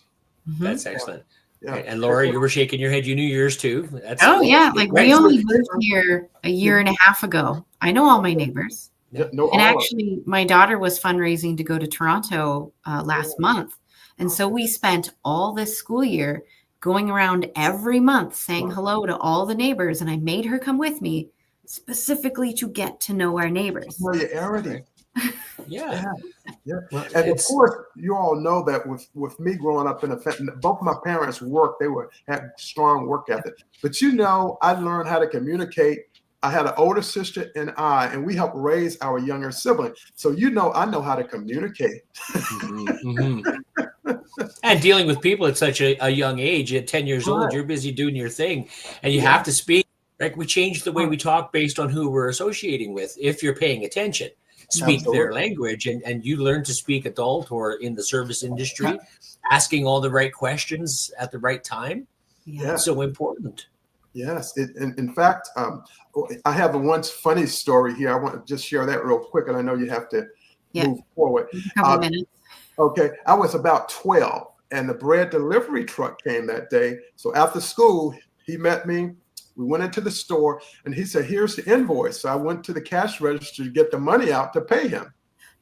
There was a snake on the cash register, on top of the cash register. I ran out of the store so fast. He said, what happened? What happened? I said, I'm not going back in there. There was a snake on the cash register. On that day, they found out that I was going to be on the track team one day, and I was. He said, I've never seen anyone move so fast. And I never Born in the fire, born in the fire. Watch me run. Right. It was what they call it. It was not feast or famine, but it was like fear. Mm-hmm. And it just fight or flight. Right. Fight or flight. And my feet was moving faster than I could. I was trying to keep up with my feet. But it was a good life lesson. It was a good life lesson. Yes. At this point, Paul, I want to make sure that we know where to find you and, of course, your favorite way to communicate. Sure. And thank you so much for asking that, Laura, Paul. They can contact me. I'm going to go on LinkedIn. LinkedIn is just a great platform for that. They can find me at linkedin.com at Paul Lawrence Vann. Yeah, so it'd be at Paul Lawrence Vann. And they can go to my website, which is www.paulvannspeaks.com. And I also, as you can see in the background, I host a podcast. I'm up to about 300 episodes now. Ooh. And it's called Wealth Academy Podcast. Wealth is more than just money, which gives not only the financial experts a chance to speak, but people who are in relationships to speak, people who are in negotiation. I've brought on all kinds of guests from all over the world and brought them on. Yes. Well, the wealth and money is not necessarily in money itself. The wealth is in the relationship and the connection, right? The journey. Yes. Love, joy, happiness, peace of mind. Yes. Just all elements of that. Yes. I'm really looking forward to connecting with you, Paul. Again, so we can carry on the conversations. There's so much that you've got packaged. I just love it, and your flow on leadership. I think that was groundbreaking. If I could just jump ahead, Laura, before you ask that next question, and be the best you can be. It sounds like the slogan, but from a leadership point of view, I'm okay if it doesn't go exactly the way we needed it or was expected first time. Does everything ever go right the first time? So having that grace to be able to say, just do your best, be the best you can be, and we'll go from there. Absolutely. A leader that can actually open up enough to be able to say that and share that with their team is a massive step for growth. And Absolutely. When everybody can embrace that, again, we're back onto the same sheet music and everyone's, okay, here's that note. Let's go. Oops. Triangle person, where are you? Ding. Right. And thank you. I just want to share and say be the best you can be. You have lit that little torch under me again, remembering that there's so much more to share. Thank you. Absolutely. Thank you. Thank you, Paul. And one of the things I look at is a leader cannot really lead unless he knows who the people that are working with him. And the only way that you can work with him, a lot of times with organizations, if, for example, I work for a lot of 2- and 3-star generals, and you kind of can't touch them, so to speak. Yeah. They keep you separated from them. But I found myself just being who I am. And again, that was my secret, to go in and just be Paul. Yes. And one day I went to a meeting for the generals held, and only 2-star generals could go there. And I was I think a major at the time, a lower ranking officer. And the general said, you go and represent me because you know what you're talking about in this multi-billion-dollar budget. So I went to the meeting. They said, well, we can't let you in. I said, well, sir, respectfully, if I can't leave, because if I leave, I'll probably get fired. So I can't leave. Right. Well, put the ownership where it has to go, right? I'm directed to be here. Yeah, I'm directed to be here. I'm under an order right now, and I have to deliver this. And that's just one example, because the general knew me, I knew him, so he could trust me, and I trusted him. Yep. So it was mutual. But you have to know who your employees are. You need to know who the supervisor manager is, because they're leaders. You have to know who the employees are, because they're leaders as well. The work doesn't get done without them. And that was an example of it there. Yeah. Is there anything in there around that, the stigma of, I can't have friends at work because you're my worker or my colleague, but if I don't know really, again, who you are as a person, because I experience this all the time. We're having coffee time chat right now, and I'm getting to know you. We're talking about the kids and what you do for fun, but we're supposed to be at work. And if I don't know who you are or what makes you tick at home, do I really know you at work? Right. Or you're two different people together, right? Exactly. I think for me, both at the Pentagon, Capitol Hill, and Mobile Oil, everybody knew each other. Mm-hmm. And I'm an open book. I love people. Right. How couldn't I I grew up with 9 brothers and sisters, right? I love people. I have friends all over the world. Saudi Arabia, India, Italy, Belgium, you name it. I have friends all over. And again, a lot of that is just by virtue of really being yourself. But as you stated, Paul, from a leader standpoint, the best thing they can do is have events so that people can get to know who they are, because that brings cohesion to the organization. Mm-hmm. And you know who you're working with. And of course, I went through a few wars in the Pentagon, and you really need to know who you're working with then. Right. Yeah, who's your allies and who's not really your ally. Yeah. Right. Exactly. And you're not gonna work just 20, you're not gonna work 8 hours. You're gonna work sometimes 24, 25 hours. Right. Yeah. And I found myself doing that one time. We had to negotiate with the Dutch embassy in Washington, D.C. So we have to go down to their embassy and negotiate on behalf of the United States. And we went in there. We stayed up all night going through the cost estimate, because we were going to provide some training for them. And so we stayed up. We went to the Pentagon gym. We showered, put our uniform back on, took the metro to the embassy, and we negotiated with them. Now I had one eye open because I was really sleepy, but we were able to get it done. Yeah, I want to take this time. Sorry, I have to cut you off. We only have about 20 seconds. 30 seconds. Thank you so much, Paul, for being here with us. And this is the book with the strategies. Leadership is Influence. Thank you both so much, Laura and Paul, and continued excellence in all that you do. Awesome. So I will call this the official close of the interview. Now we have some time to just chat. I was like, oh God, I gotta get that under 42 minutes. I think we were right on the line there. Right on the line. Because I don't want you to be cut off in the middle of a sentence on online TV. Sure, no problem. So we're going to take the next couple minutes to chat a little bit more. I like to use this space to recap some of our favorite things and reflect on our conversation, because this part is great for social media. So I'm going to start with you, Paul. Sure. What is something that stood out to you in our, the guest Paul. The guest Paul. What is something that stood out to you during our conversation? If one Paul's in trouble, the other one is too. Remember? That's right. I think what stood out for me is just the amazing questions, the depth of the questions, and then we circling back around to reconnect and bring that particular discussion and dialogue back around.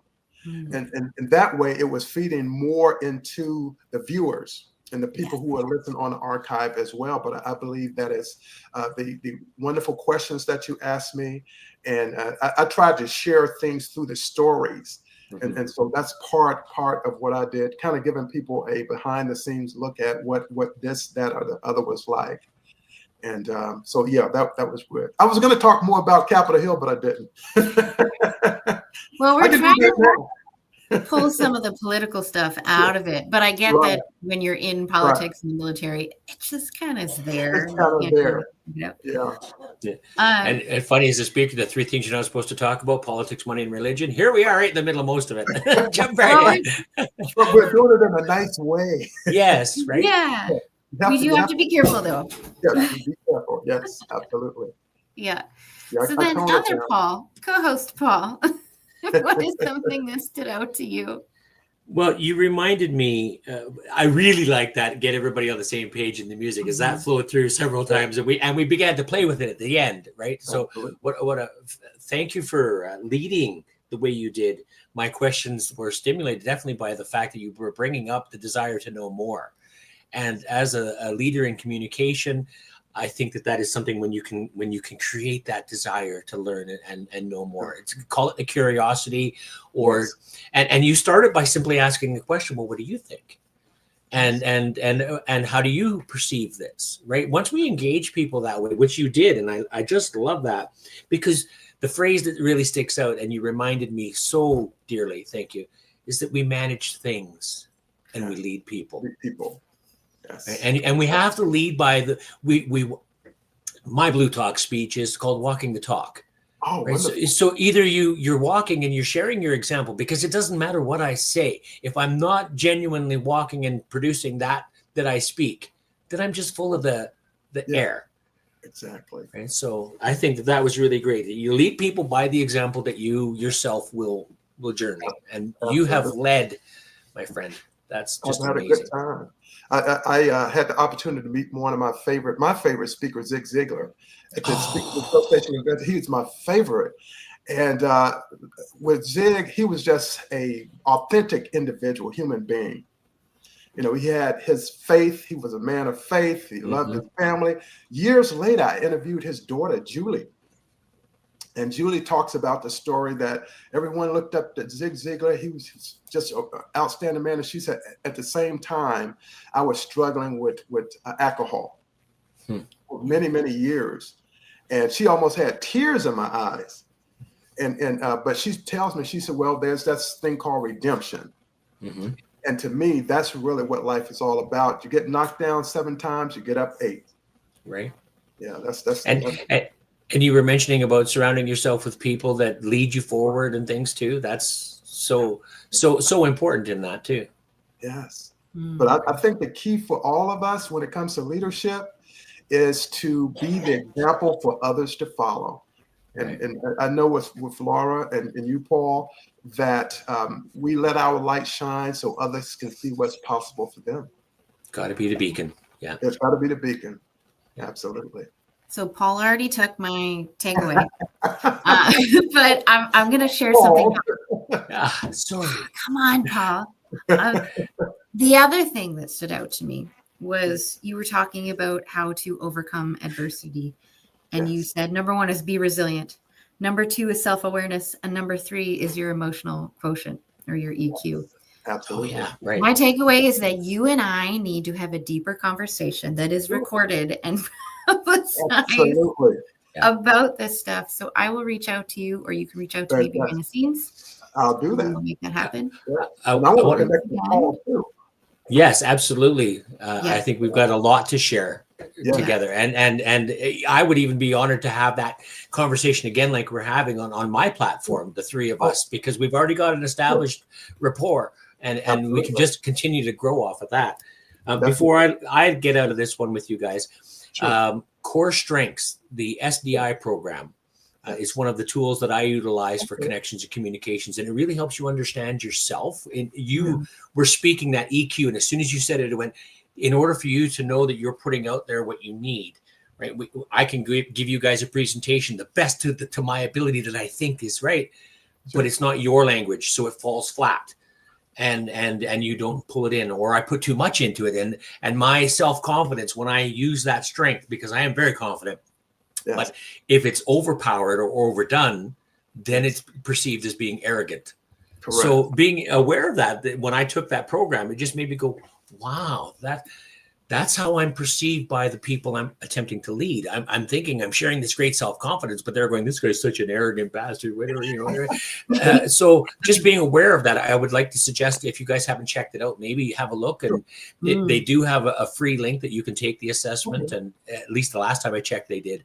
And it would be wonderful for a tool for you. Sorry. We're running late. Sorry, just so much to share, right? I'll connect with both of you. And thank you all so much, and have a great day. And thank you so much. Awesome. Thanks, Paul. Okay, our next I'm guest so sorry. Claudine, just give me a thumbs up if you're ready to join us. You may need a minute. Thumbs up. Awesome.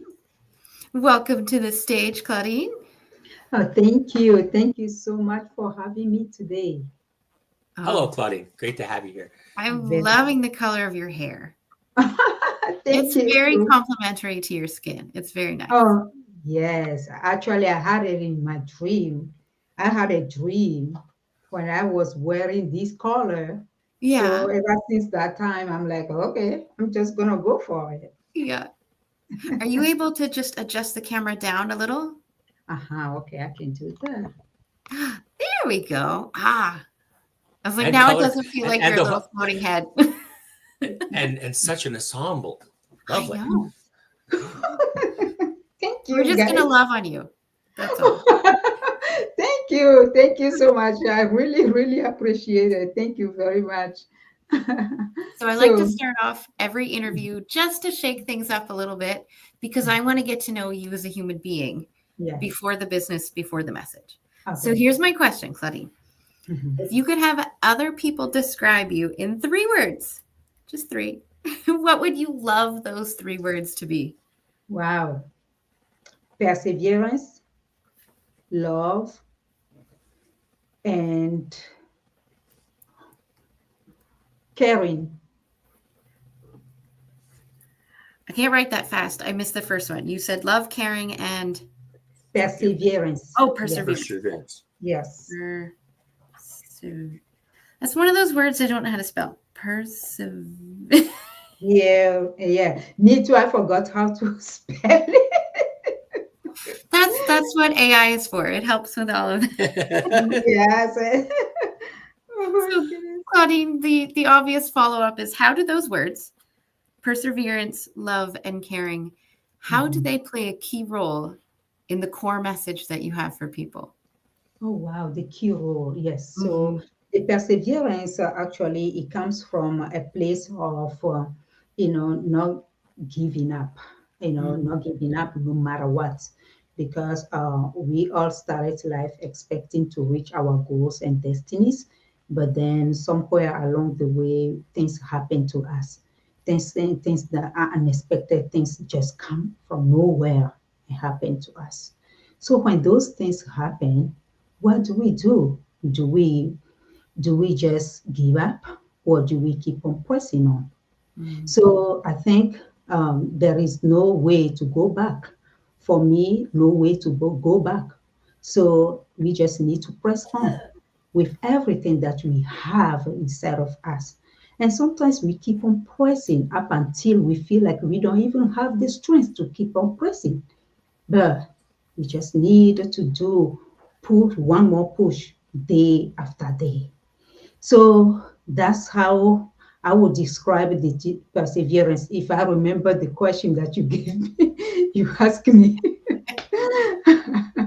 Well, the first question is more of a subtle way to say, tell me about all of you and your business and your message, without you actually telling us yet. And then the second question kind of starts to blend in this way that you see the world and the way that you want the world to see you into the message that you have and the work that you do. That's the whole point of the opening here. And then we just go with the flow of the conversation.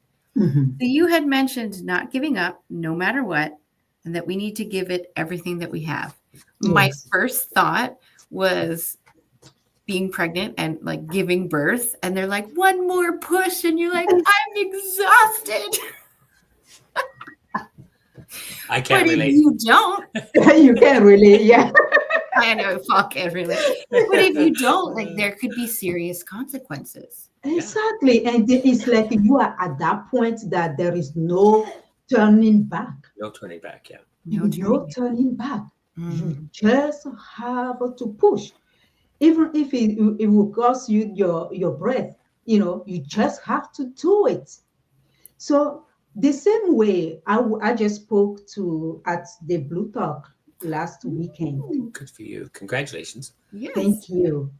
And when I was on the airplane, and see when the airplane, just it's like it moves up until it positions itself to take off.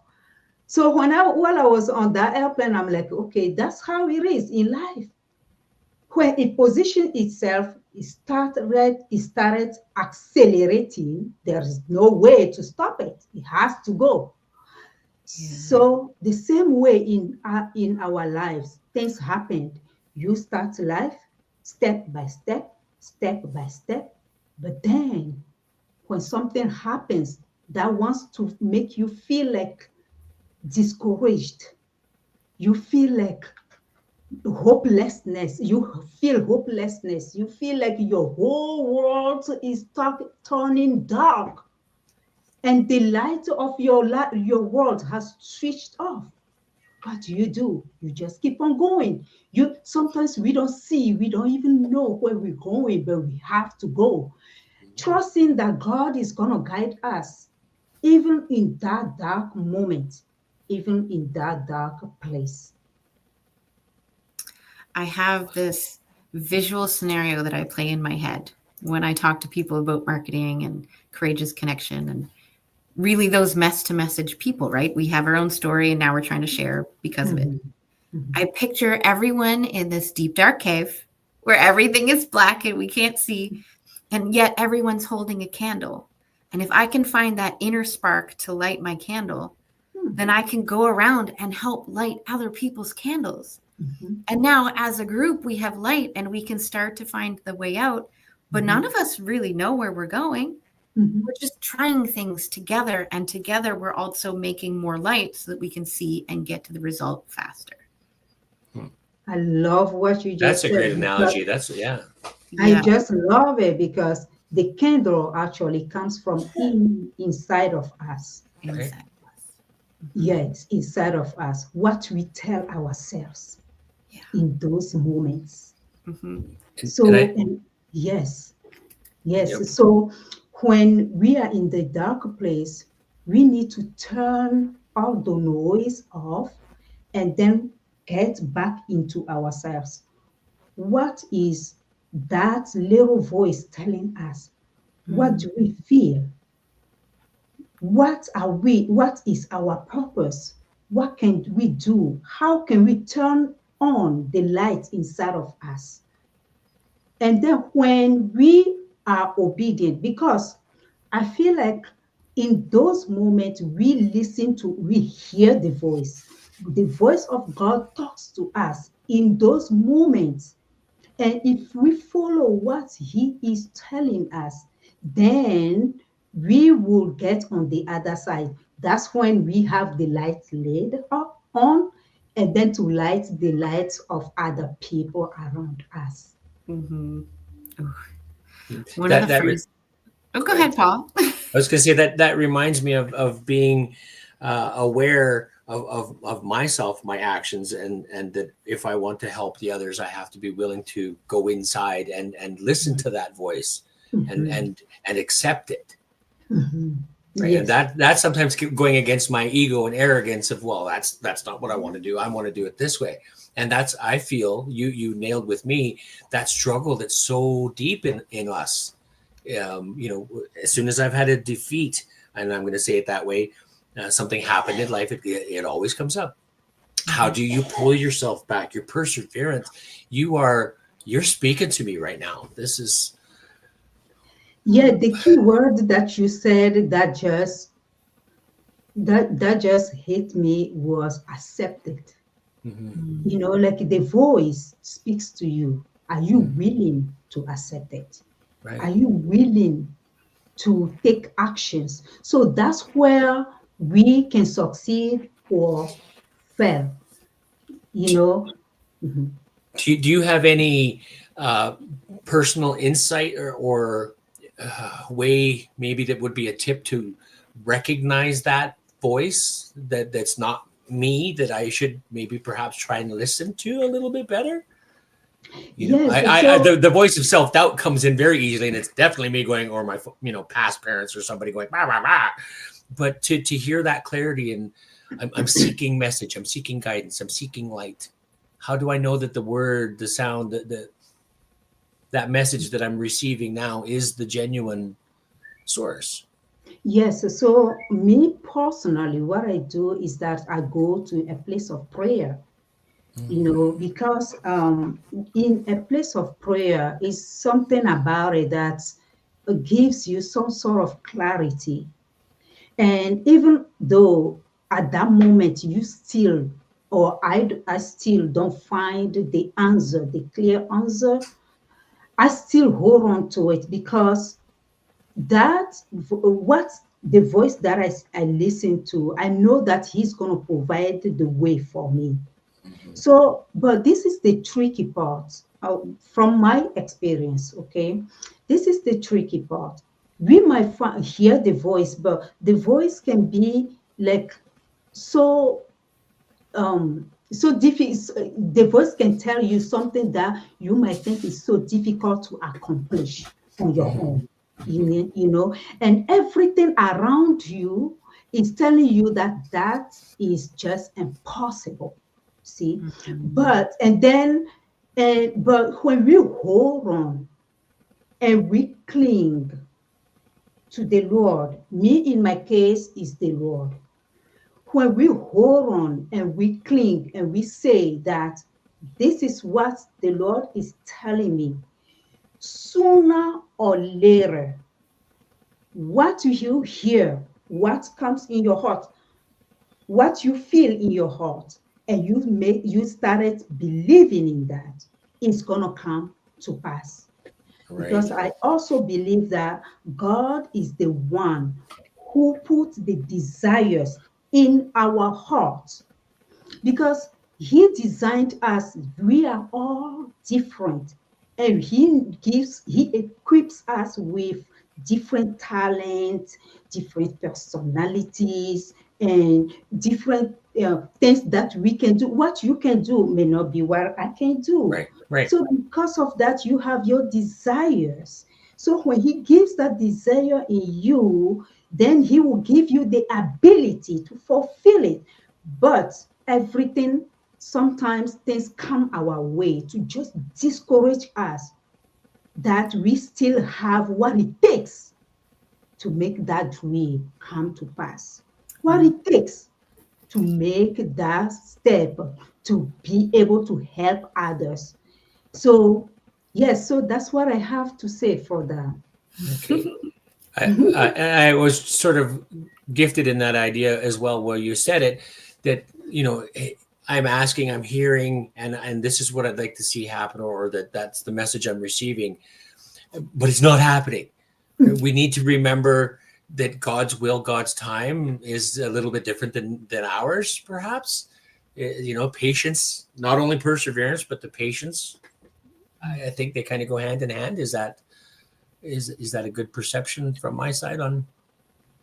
Yes, it's very, very good, because, and also I feel like sometimes when it's taking time for us to see what he tells us, is because he's taking the time to develop us as well.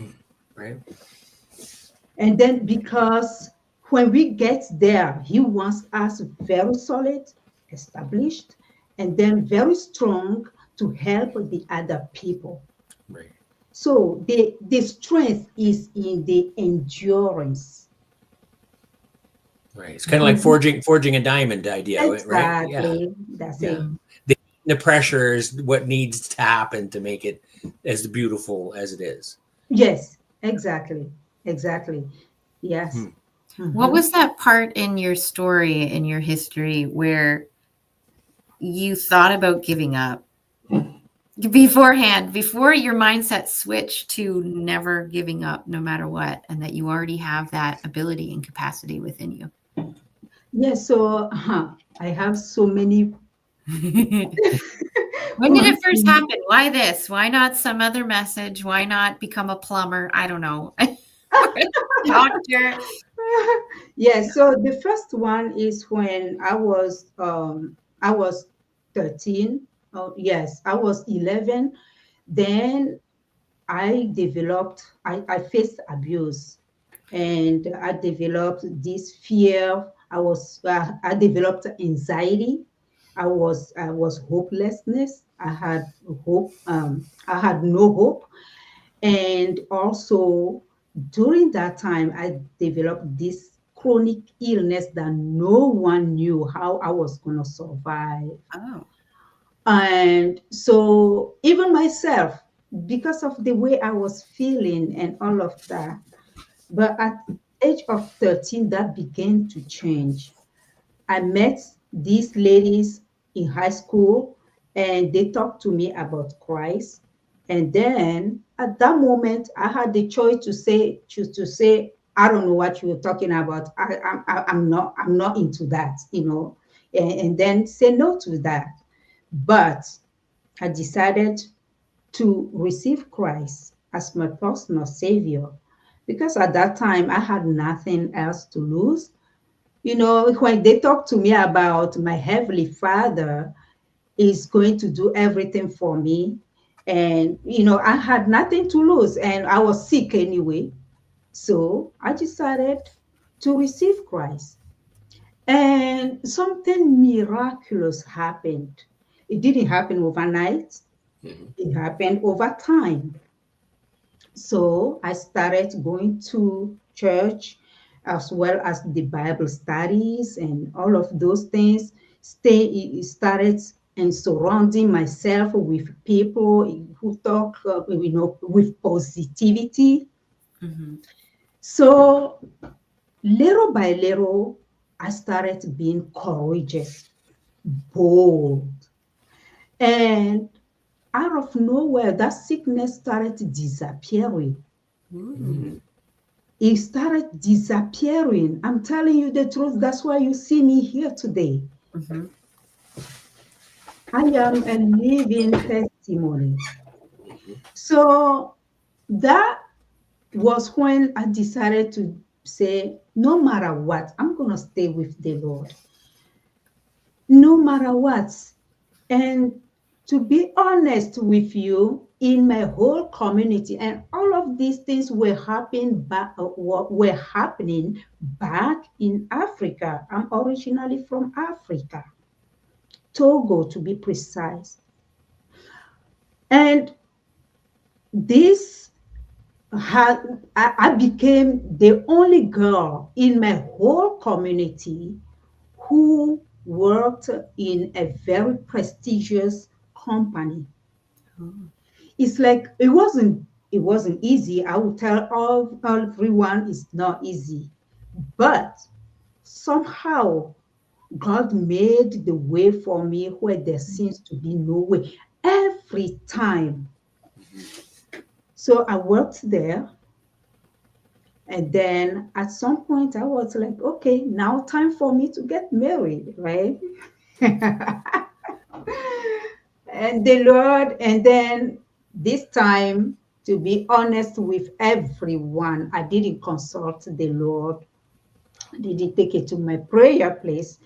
But when I did, and the Lord told me no, and I have my personal works with the Lord, okay? When he told me no and he reveals what he revealed to me, I did not pay attention.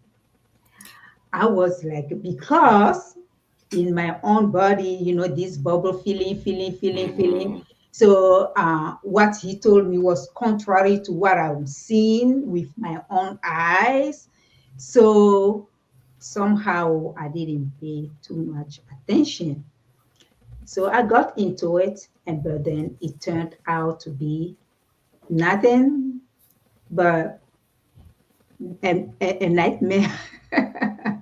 So from there, and that I will say that is my mistake, okay?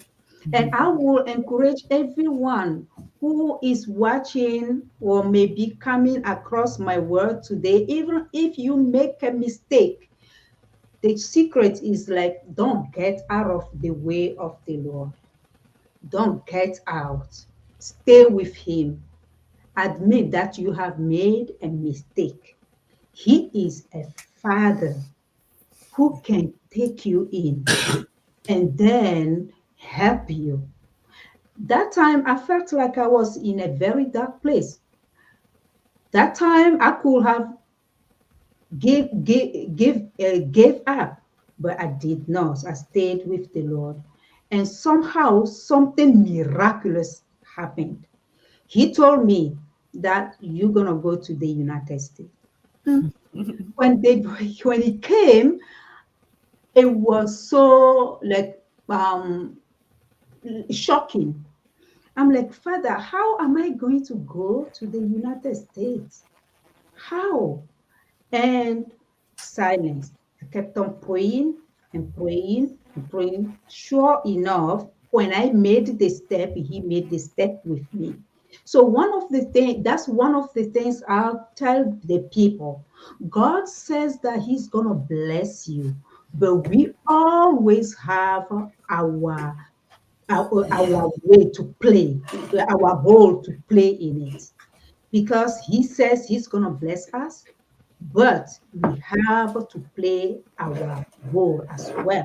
Make that step, make that phone call, make that change in your life, and he's gonna follow. He's gonna help you. Hallelujah. I'm just gonna say hallelujah. Yes, hallelujah to Hallelujah. Yeah. that. Amen to that. So I came with, before I came, it's a long story, but I'm gonna short it. But before I came, I only had $200. But then it's like I was gonna catch my airplane in 2 or 3 days. Then the voice of the Lord spoke to me, go to the hospital and give food and clothes to the needy.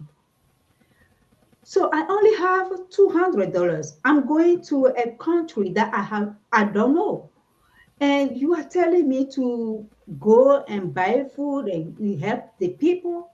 Like my own mind was telling me that. So, but I obeyed. I did it. People were so grateful. I came home with $13 left. I said, Father, I only have $13 left. Help me. And then I came into the United States with only $13 in my pocket. When I was here, I got here, I trust that he is going to guide me. But at the same time, now I felt like the door was kind of closed and I didn't know what to do because I did not speak English. I didn't know anything about the culture. And now I felt like what he told me was not happening. So I went to my prayer place. I was asking the Lord, why did you allow me to come here and I feel like nothing is moving? And he told me, forgive. Forgive. So that was all that I heard.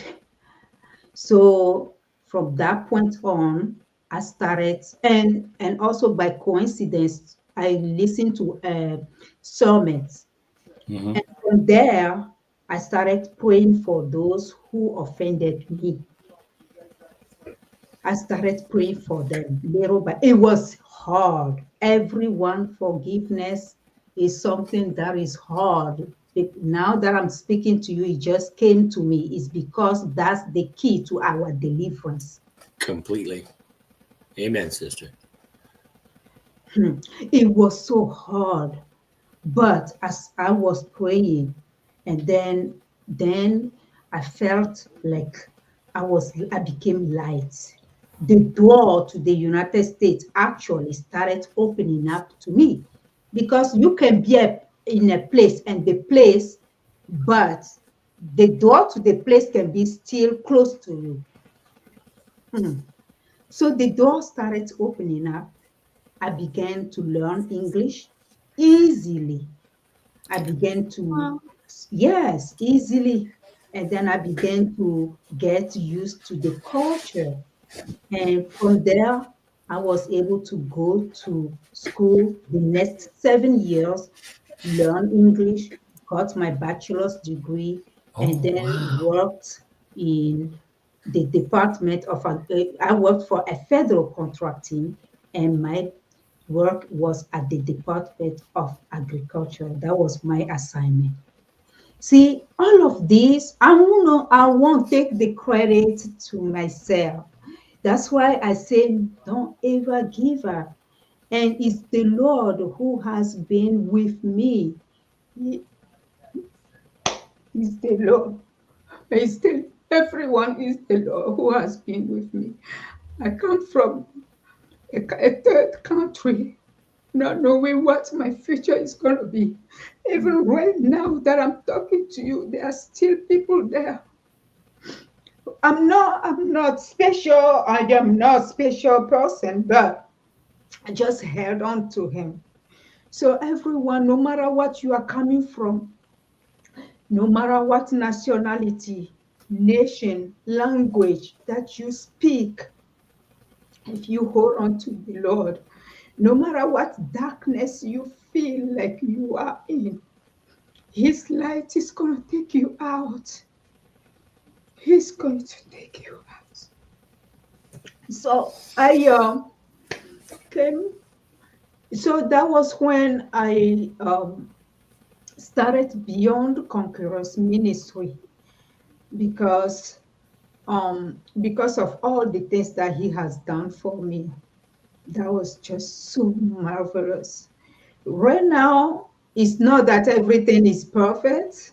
I'm still struggling, but I have come very, very far away in order to be in even in this podcast or this platform talking to you about what the Lord has done in my life. And yeah, so that's it for now.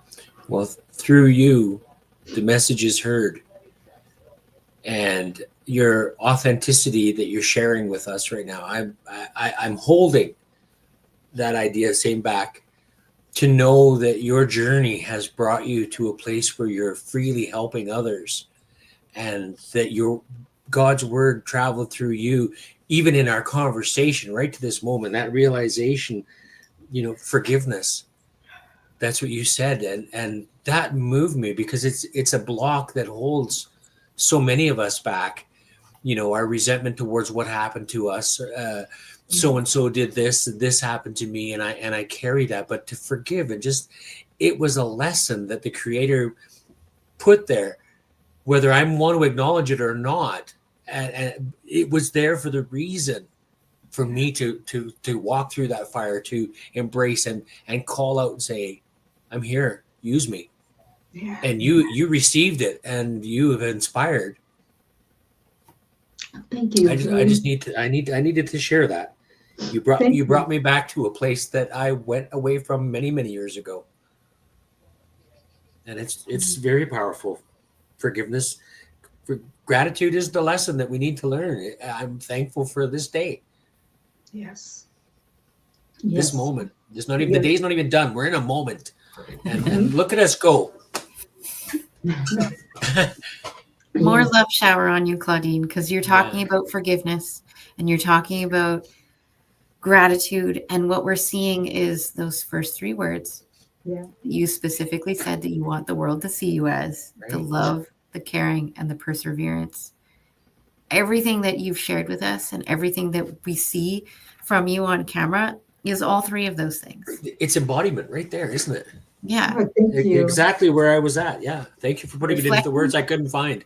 Reflecting the love right back at you, reflecting the caring right back at you. Yeah.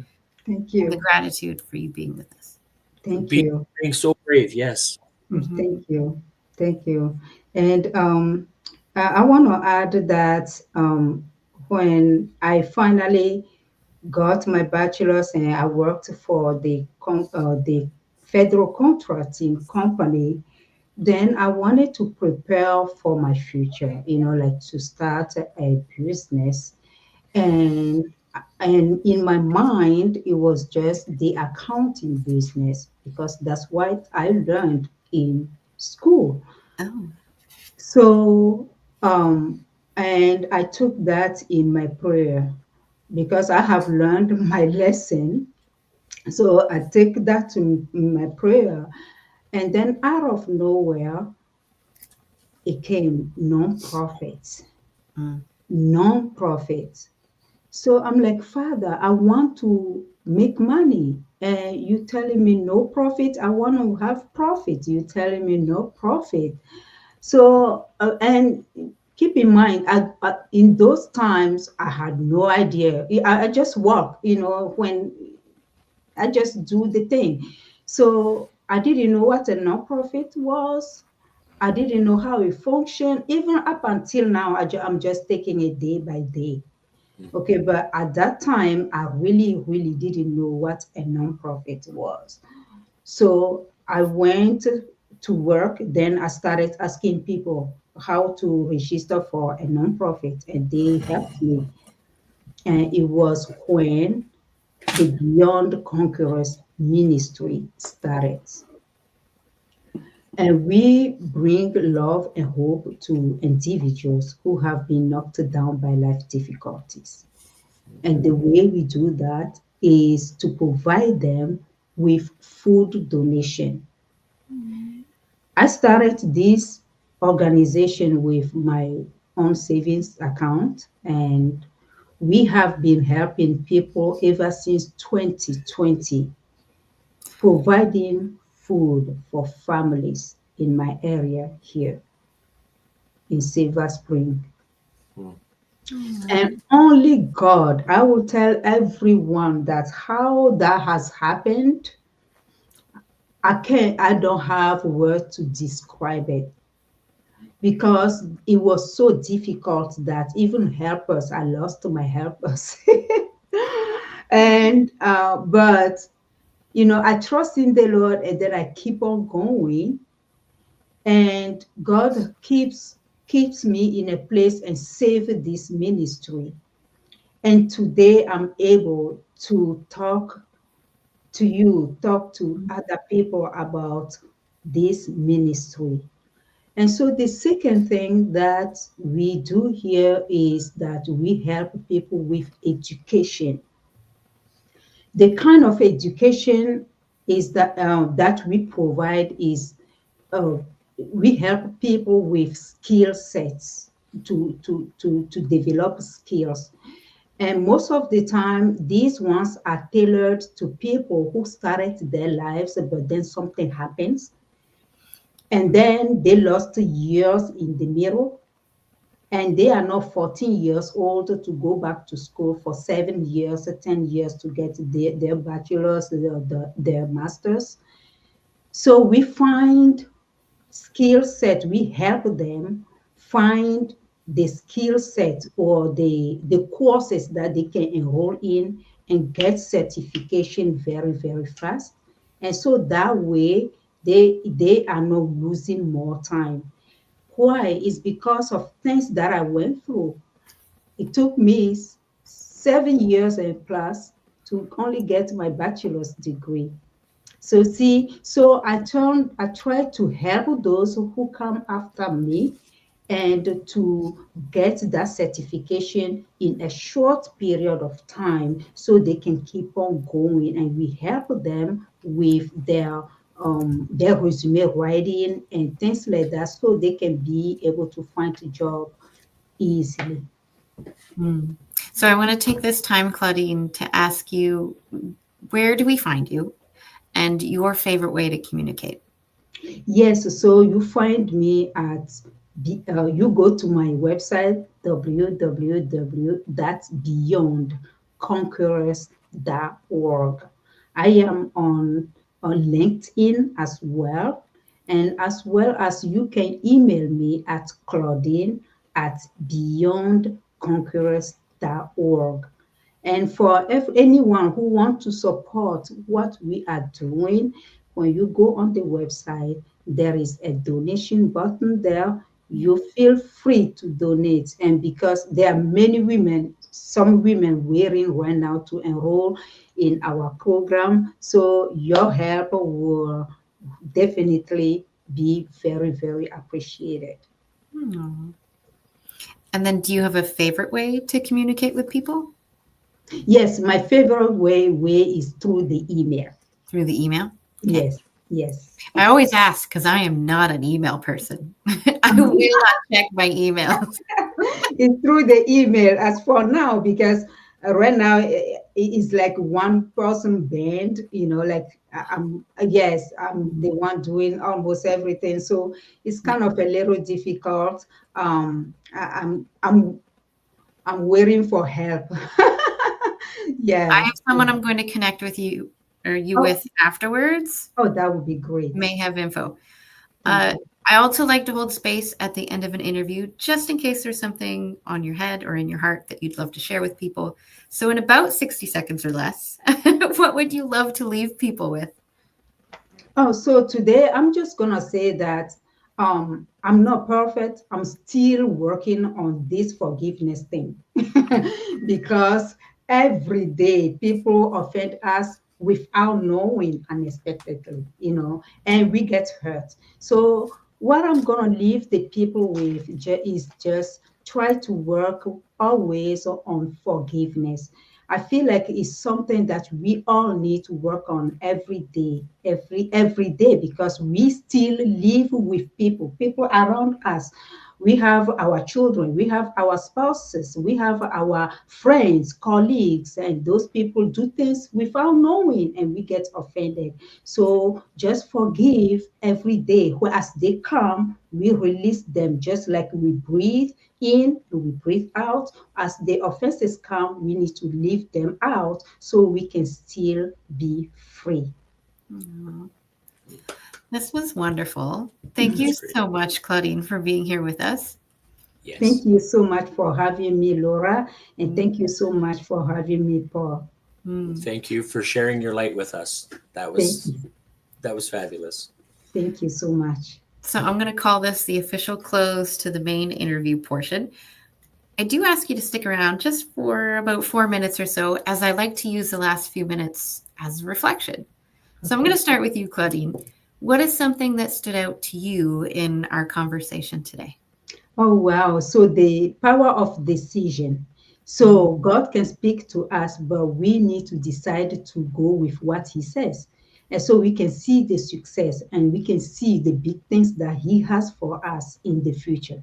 So if we decide not to take what he tells us, then we won't see the big thing that he told us, because we all know that God has promised us something. But are we willing to take the step? Are we willing to make the change? Are we willing to work with him? I love that. Thank you. What about you, Paul? What's something that stood out to you? Well, I want to say thank you for how you're reaching out and helping other people and giving them safe place and opportunity. First off, I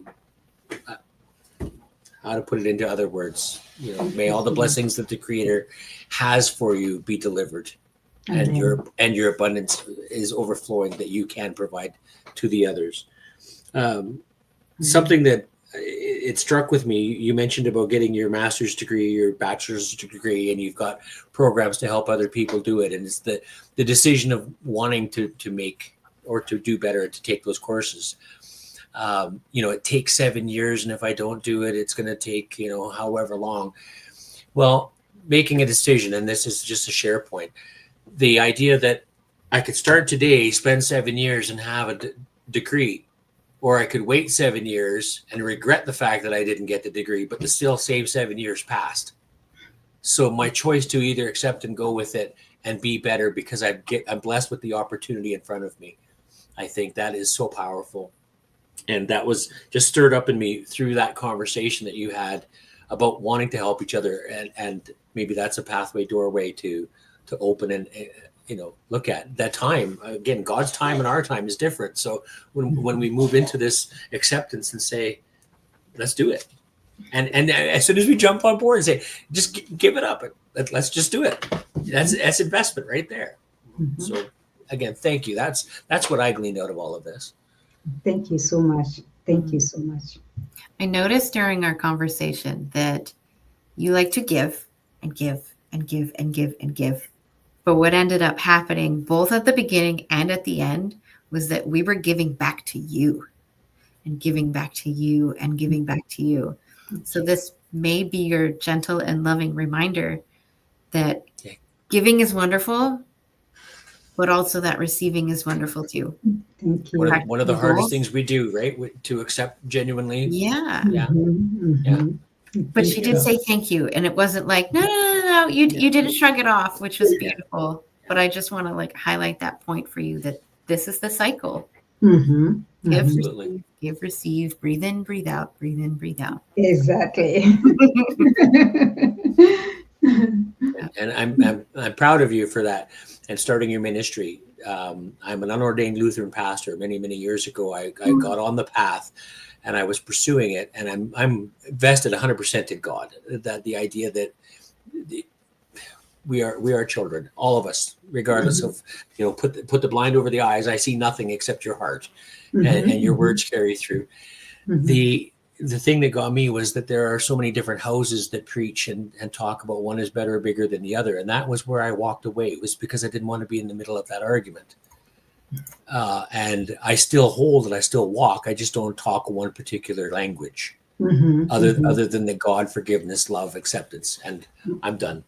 I'm going to take a 30-second break. Okay. Just going to be right back. And then sure. Well, then I'll carry on. If you don't mind, I'll talk with Claudine here for a minute. If you know, because this is so valuable, and many times we, again, from this experience, to sit and openly talk God, our thoughts, allowing the two of us to get together. This is the church. This is truly the house that God wanted us to be in. Is to embrace the message, to embrace his love, to forgive the unknown and accept people just because they are people. And you reminded me of that. You know, it doesn't matter what our story is or where we came from. As long as we persevere, we take the step, we have belief that what I intend to do and setting my intention is to be the walking representative, following in Jesus's footsteps, as God said, and emanate that, you know, the caring. How does it feel when you're down on the ground? Did you like it when somebody walked past you and called you down? Or did you just wish and pray and hope that they would put out their hand? You know, and what you're providing, I found a funny link in all of this. I'm curious as to our next guest. Do they have something to do with farming in the background too? Because you were talking about agriculture and seeds, and I started off the whole conversation. I work for a farming organization where we deliver equipment to farmers and things, and I'm on a day off today, but I should be delivering a baler to somebody who's in the middle of cropping, right? So the seed you planted and nurtured, and it's growing. Oh, you have a garden, and let's call it Eden, where you're giving up people that, like, let's get right back to God. Thank you for following your intuitiveness. Thank you so much. And then I just want to say that, my son is coming into the room. Excellent. I'm glad that we just ended. But I just want to say that now I just lost my thoughts. But so thank you so much. That's where I can just close this. Thank you so much for having me. And then I learned so much from you, Paul, what you have shared as well. And this is now I feel like this is the reason why God has given me the strength to keep on growing. That in the future, I will be meeting people like you guys. And thank you. You just empowered me to keep on going again today. Thank you so much. Awesome. Thank you, Claudine. Have a great day. Thank you. Bye-bye. So our next guest is behind the scene. Jennifer, just give me a thumbs up if you're ready. Hello. Hi, Laura. How are you? Good. You're looking like so shiny and smooth and beautiful today. And just like, I wish I could do my makeup like that, but I don't know how. Well, thank you. I'm always trying to look as summery and cool as possible. So happy to be here with you both. Hi, Paul. How are you? Hi, Jennifer. Thank you. How are you? Good. Yeah. Welcome to the screen. Welcome to our world. Well, I'm excited to get into our conversation here today. I know, Laura, we were back on Amplify Your Message back in February. So I'm excited to talk again with you all today. Gotta change my pen color again. I think you know, because that way I know which notes are for who, and I know where the stop and the start. So I think you know my secret question, my not so secret question. So Jennifer, I'm still going to ask you because I like to see where you were before, where you are now. Are there any changes? Were there subtle changes? Like, to me, this is really interesting. So here's my question. If you could have other people describe you in 3 words, just 3 words, what would you love those 3 words to be? I would say visionary, empowering, and also a connector. Visionary, empowering, and a connector. Like empowerment, but empowering, that's just always the spirit that I try to carry. Exactly. So then the follow-up is, how do these words, visionary, empowering, and connector, how do they play a key role in the core message that you have for people? Well, typically for me, and I'm glad you started and alluded to how have things changed. They have changed in a phenomenal way. And so for me, as you know, Laura, my particular expertise has been in the technology world, right? And so for me, I've come through the times of, hey, we got the internet, the dial-up, all of that, moving forward now to Web3 and AI and where we are now. And so I've always been able to look ahead and see what's new and kind of really branch out with friends and family to try to help them along the way, along their journeys.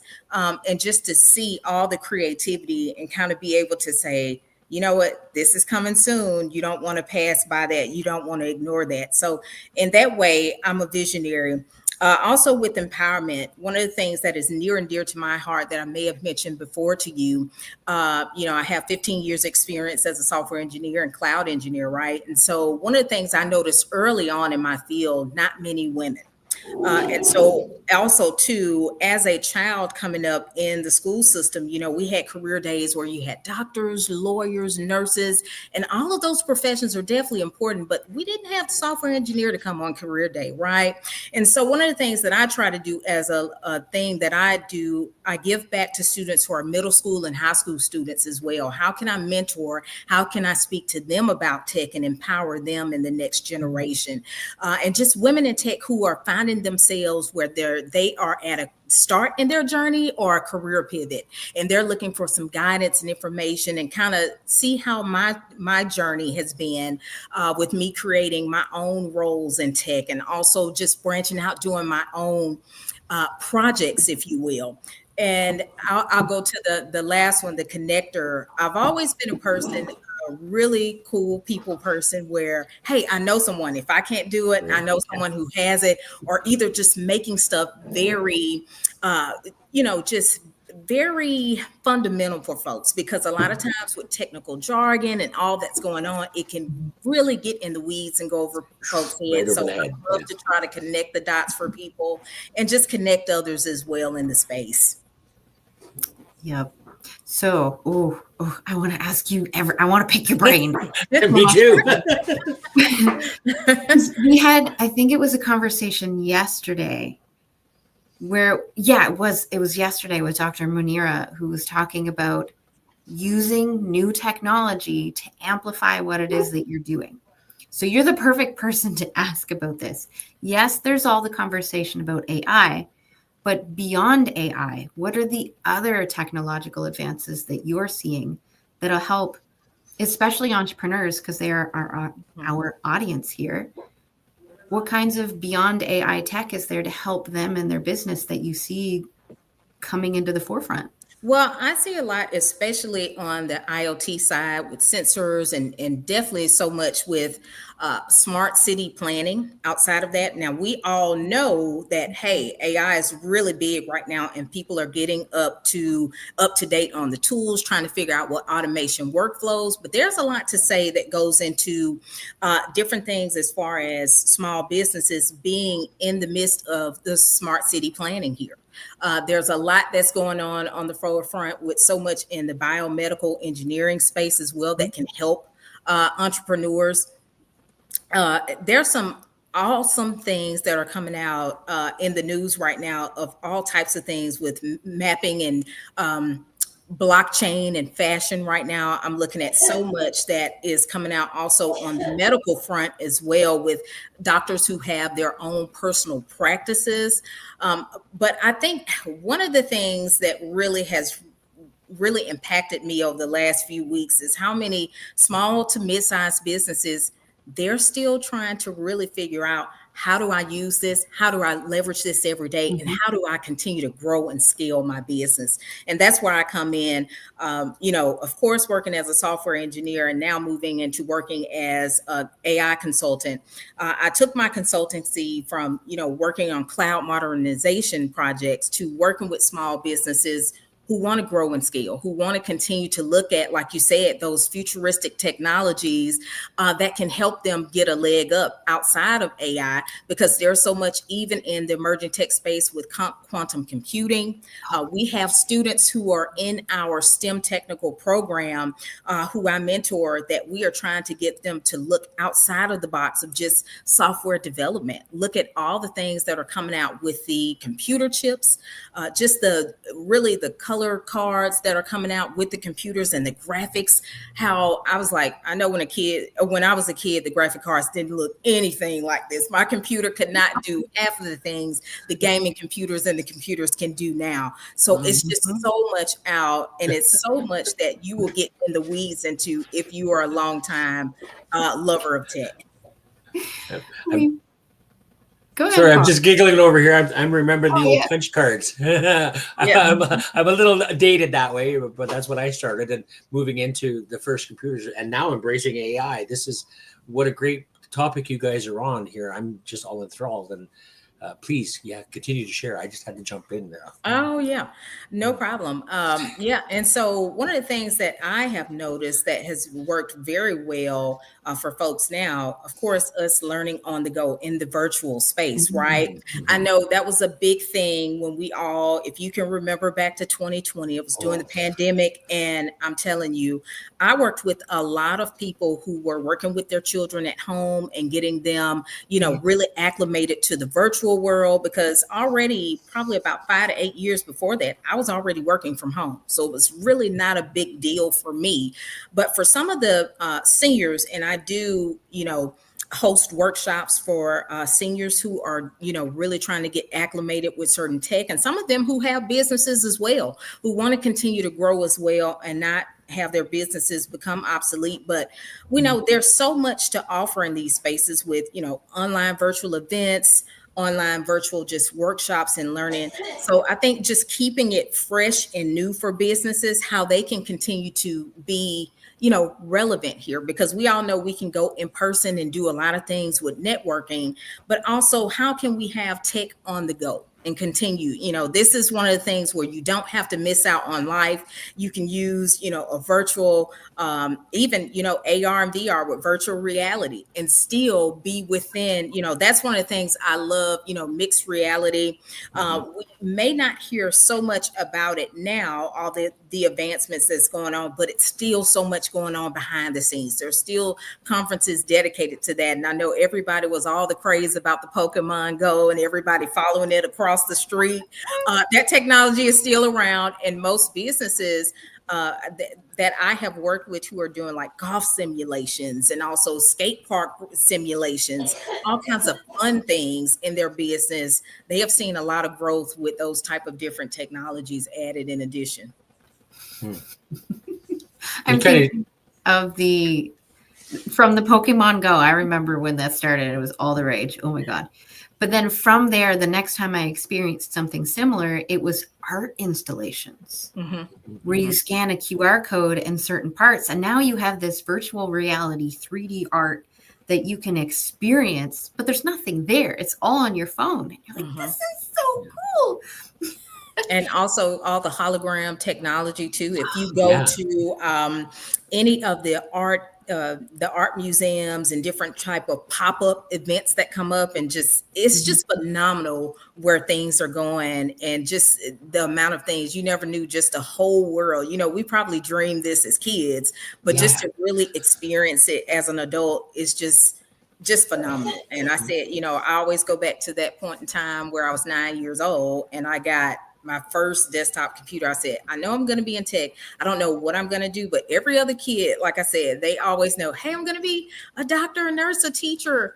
I said, I'm always going to be in tech. I don't know. I was just that kid that was all the rage about tech, breaking apart my computer, putting it back together, all that whole motherboard thing. That was just the nerd out part of me of building stuff. So I love this space and just so much of what it has to offer. And the students that I work with, they are brilliant and they are all about it, kind of like I was in that space. And it really reminds me. So I'm so excited to see where things are going for the mass generations right now, business owners, kids, youth, young adults in college, and just everyone. Have you seen a connection? Now, I'm going to age myself again.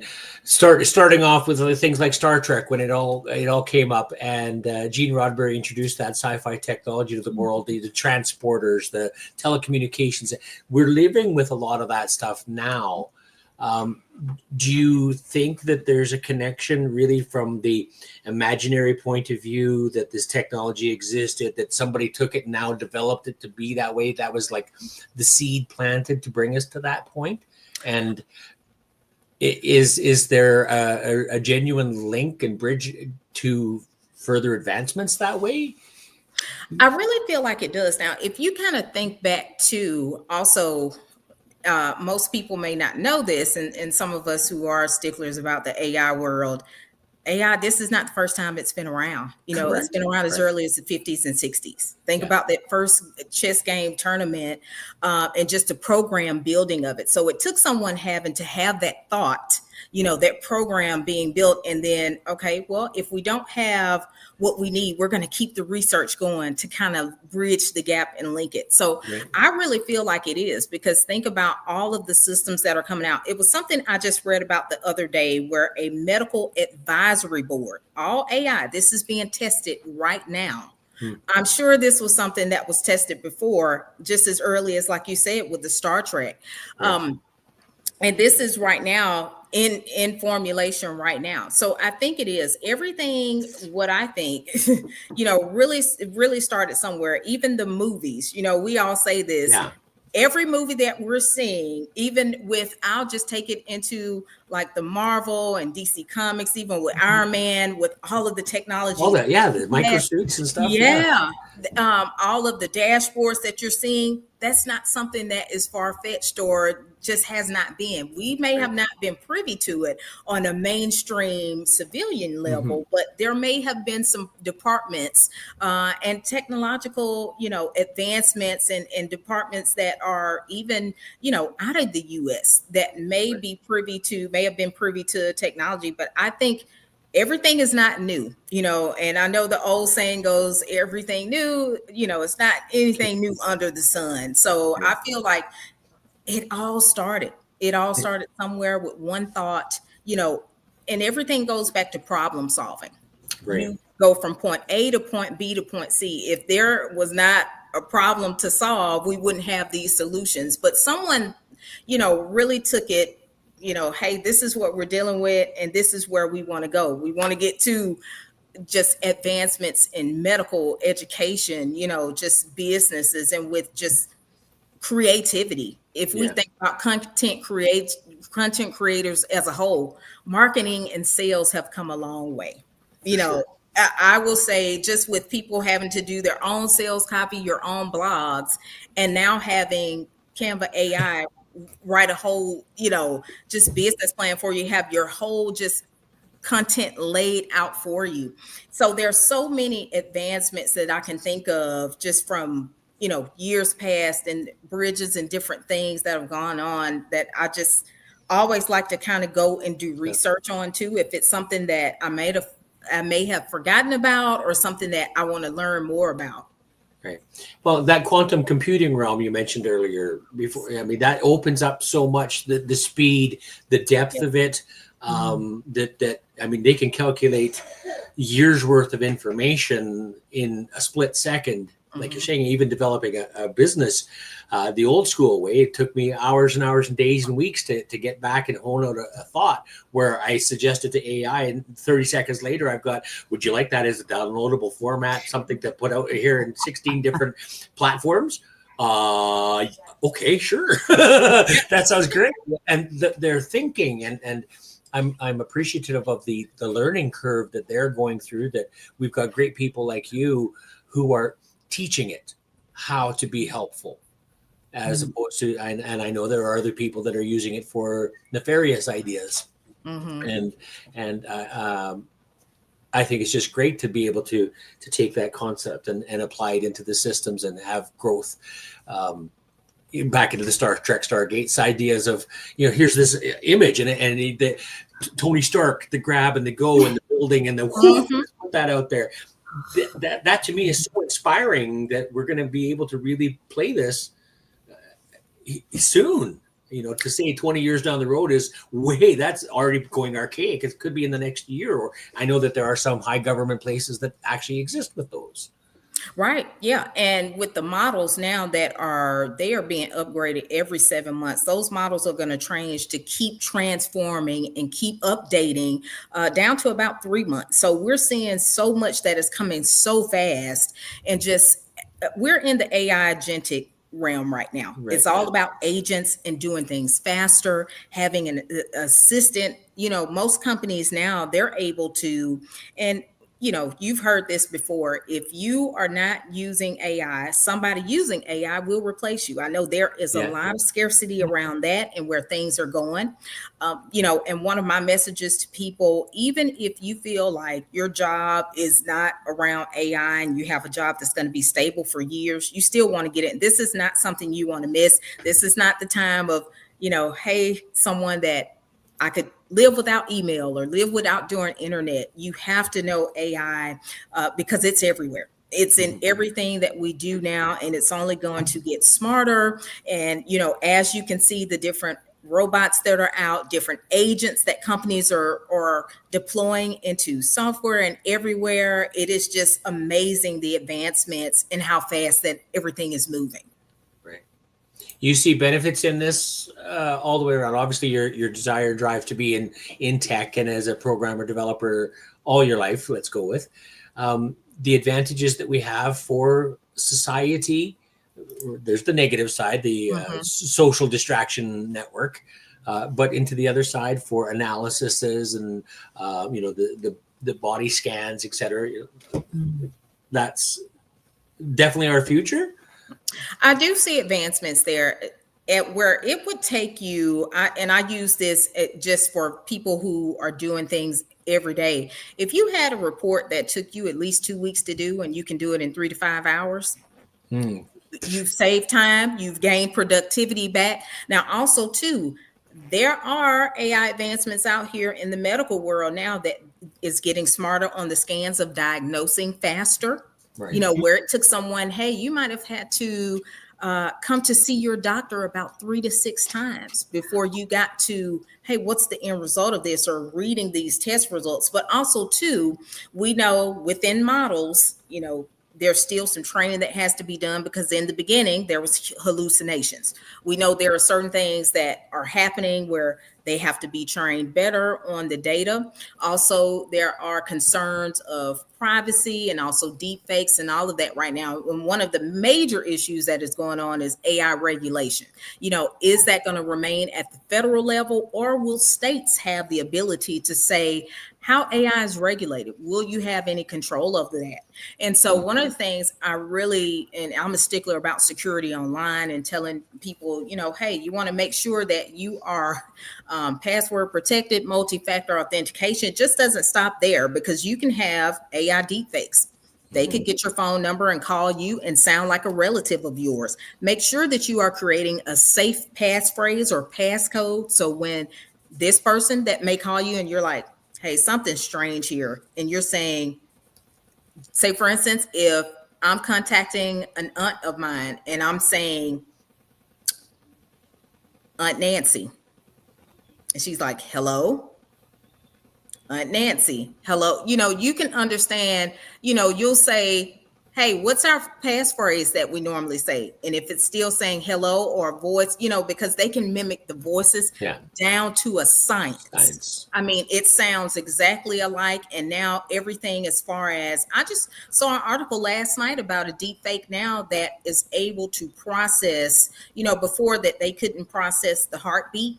Now they're able to mimic heartbeats in people as well. So it is getting very very fascinating here how fast this thing is moving, but also we also have to be on high alert for things like that as well, because we all know bad actors are everywhere, but as long as tech is being used for good, as it should be, for advancements to help us to, do things faster. Because think about it, years ago, when it took you 24 hours or 24 to 48 hours to debug an application, and now it may take you only a few minutes, a few lines of code that Copilot can help you to go through a whole web application. I mean, that's just phenomenal.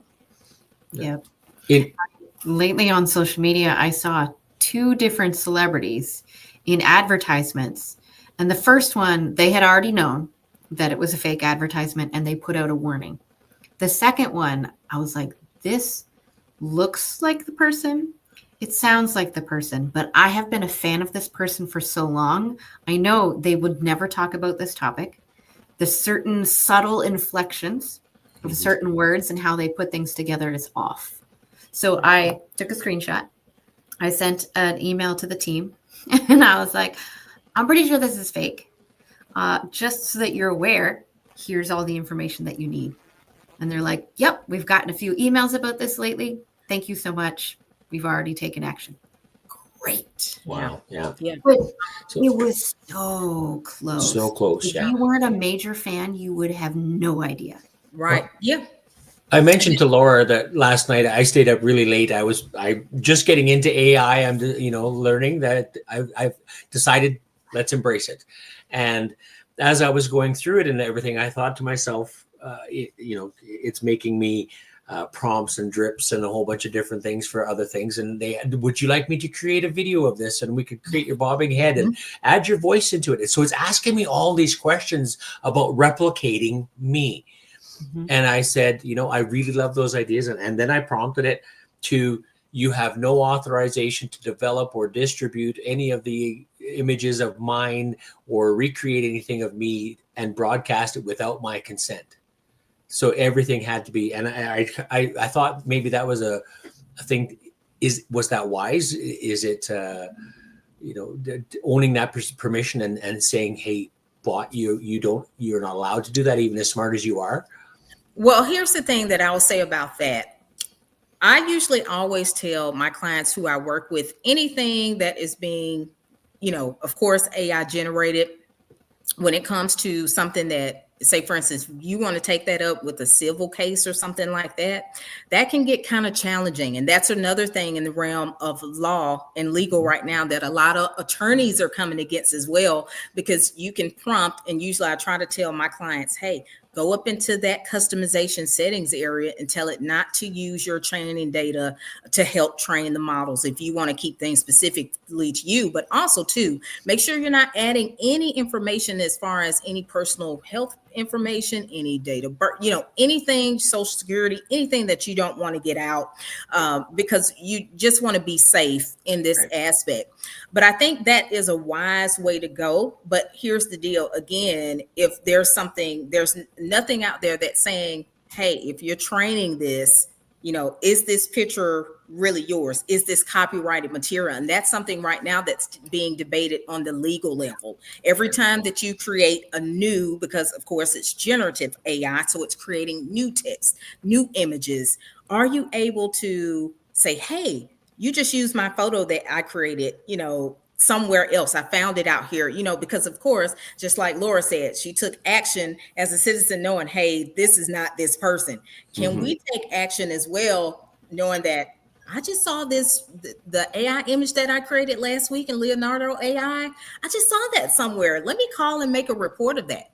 You can, but there are certain guidelines now as opposed to with certain copyright laws, and that's still being something determined right now. So it's really something that's going to be interesting to see, because everything right now is fair game with AI. There are certain restrictions in certain areas as to how AI is being used. But I think, of course, with all the ethics boards that are in place right now on the, legal area in your local area, I always say still there's a lot going on, as far as what's being handled out here. Okay. Yeah. That I could learn so much from you, but I also want to learn the other side of how you've decided to share this message of the new tech, of getting out there, not being afraid of it. What ways have you decided to share your message? Yeah, definitely. Well, of course, I love speaking. So that's one way. Also, really reaching virtual audiences. But like I said, one of the things that has been really near and dear to my heart is reaching students at the college level, high school, and middle school level as well. Because one of the things that we all know, these kids, they are very bright. They are light years ahead. And as far as really getting their parents and grandparents on board, usually this is a great way to share. And one of the things that I love to do as well, really talking to folks on LinkedIn, going to networking events as well.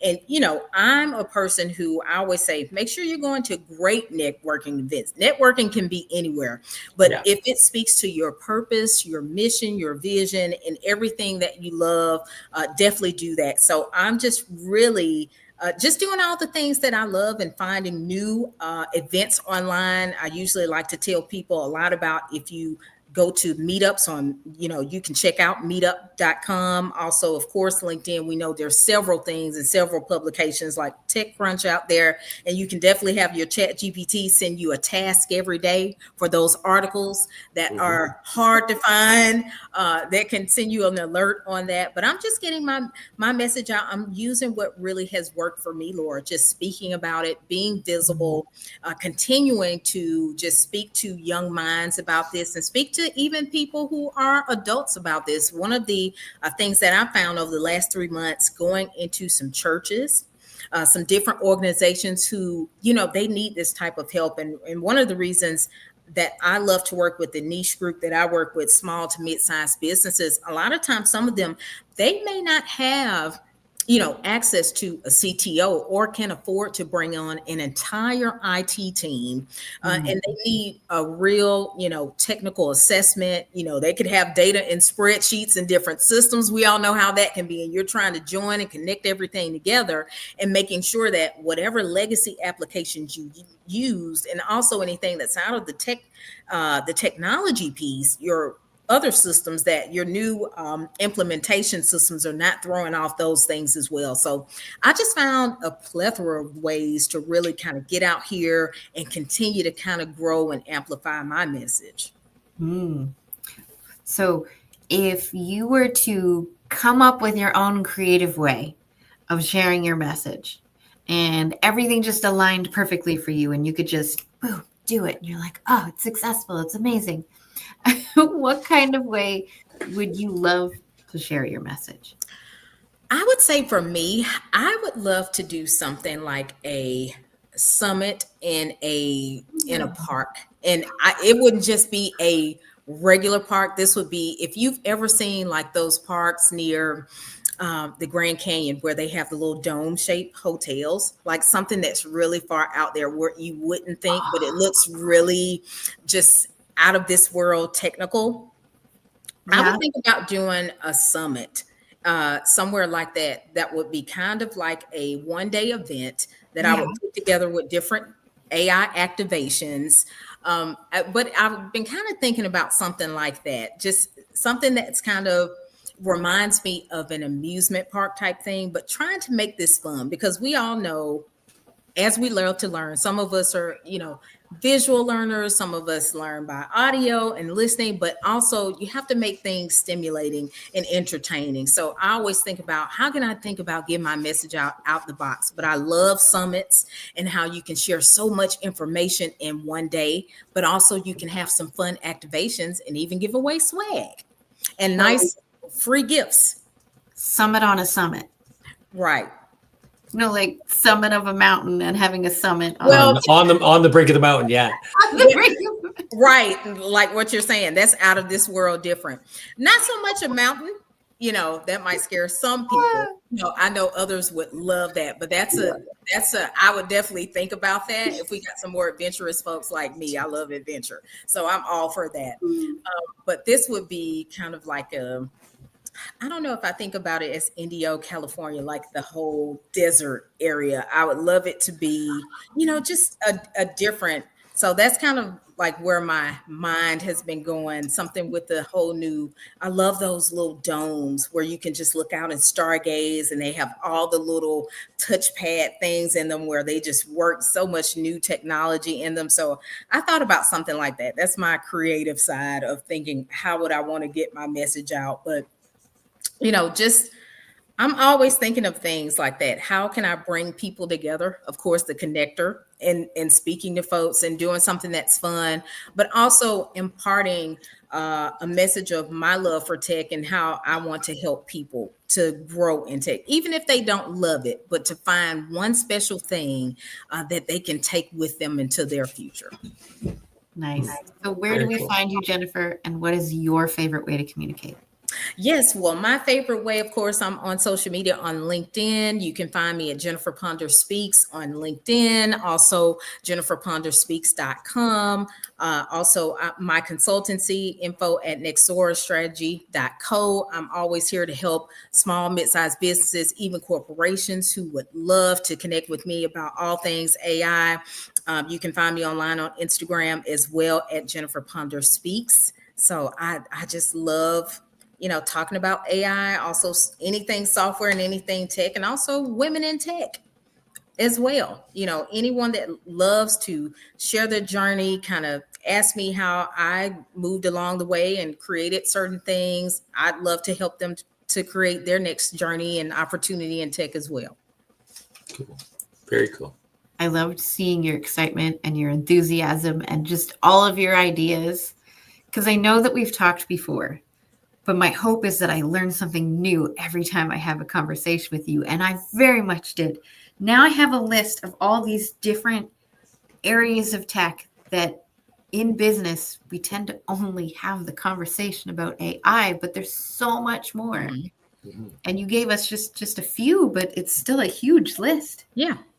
I mean, it's so much, and we're just scratching the surface of just even the industries, what's coming out of, manufacturing, medical. It's just, if you go down the list right now, I've had a look at this over about 2 weeks ago. I was like, oh my God, I can't keep up with all of this, but it's so fascinating that I get deeply in the weeds of just everything that's going on as far as the tech, the different computer chips that's coming out, the different robots and the different software now, the different agents that are able to do about 10 tasks when, you were kind of doing about 3, in the span of hours, just the time saving, the productivity, the scaling of so many things now is just incredible.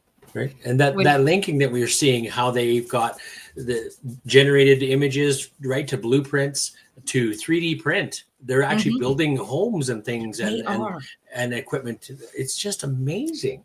It's phenomenal. I mean, entire homes, entire communities right now. And so when we talk about 3D printing, you're like, wow, can I go buy that printer and build another house here? And just, it's just amazing and just so much that you just can not even digest all in one day. So that's why I always love to tell my clients as well, make sure you're setting your ChatGPT task up so you can be sent this news every day, and just all the technological advancements that are happening here. It's just crazy how much things are just coming about in the span of days and weeks.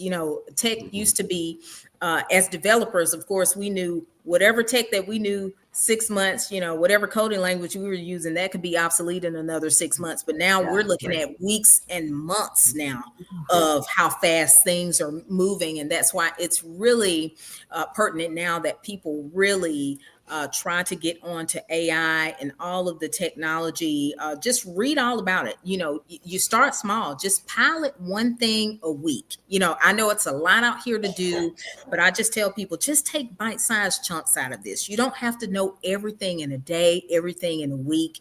And I'm certainly here to help folks get on to what they need to learn about AI and tech. Nice. So we have a couple minutes left, and I'd like to hold space, as you know, just in case there's anything on your mind or in your heart that you want to share. So what would you love to leave people with? I love to leave people with this. If you can imagine yourself in a world where you had all the possibility, think about tech is one of those things right now. You have all the possibility to do the things that you could probably do just like never before, even faster. Keep an open mind, keep an open heart. Know that you can leverage technology every day in your life, not just in your business or at work. It's so much out here, but I just like to have people to know that there's always something that you can use technology for. So just be open, hold space for that, and always know that, it's always a good side to tech. I know it's so much out here that we see and so much to be afraid of, but it's so much that tech can help us to do to move our lives forward. Mm-hmm. I've been trying to build my website lately, and I noticed that you can put in 3D art. And I'm thinking, I have a background in architecture. I'm used to 3D modeling, but how do I take those and put it on my website so that if you're on a phone and all you have to do is like rotate your phone, walk around, or on your desktop, you just move your mouse and it moves. That is so cool. Like, yeah. I want all that. I mean, it's just so amazing, all of the things that you can do and embed in your site now. And folks who are not developers, if you're using like Canva AI, durable, Replit, lovable, and building websites in a matter of minutes. No one ever thought that they could do this. They're like, oh my God, I got to code for days. Things are changing out here. You need a website, you can have it up in about 5 to 10 minutes. And probably in 2 days' time, have it the way that you want it. If you want to host it and all of that, from start to creation time, about 2 to 3 days. But I mean, it's crazy that you have so many opportunities now where you're like, okay, I got to call a developer. This is going to take a while. Let me tell them all the specs that I want, what I want included. And you have the opportunity at your fingertips, innovation at your fingertips right now. And I like the fact that you can put that out there, put all the requests in and review it. And, oh, wait, let's change this here, change that there, and done. Whereas you went to a developer, they did all that work, they built it for you, you review it, and then you go, okay, well, I think we need to change this. All right, it's going to be more time, and there's another cost and all that. Here we go again. Whereas it's just bang, bang, bang. It's, And you can see the changes right there in front of you. And the repository, just all of that you're able to see. And it's just amazing that now people are empowered that, hey, I have technology at my fingertips, where a person who has never learned coding before or never even coded a website, they're able to look at that and really understand the code, even if they got to research a little bit more of it to do some understanding. They have a basic level of what's happening.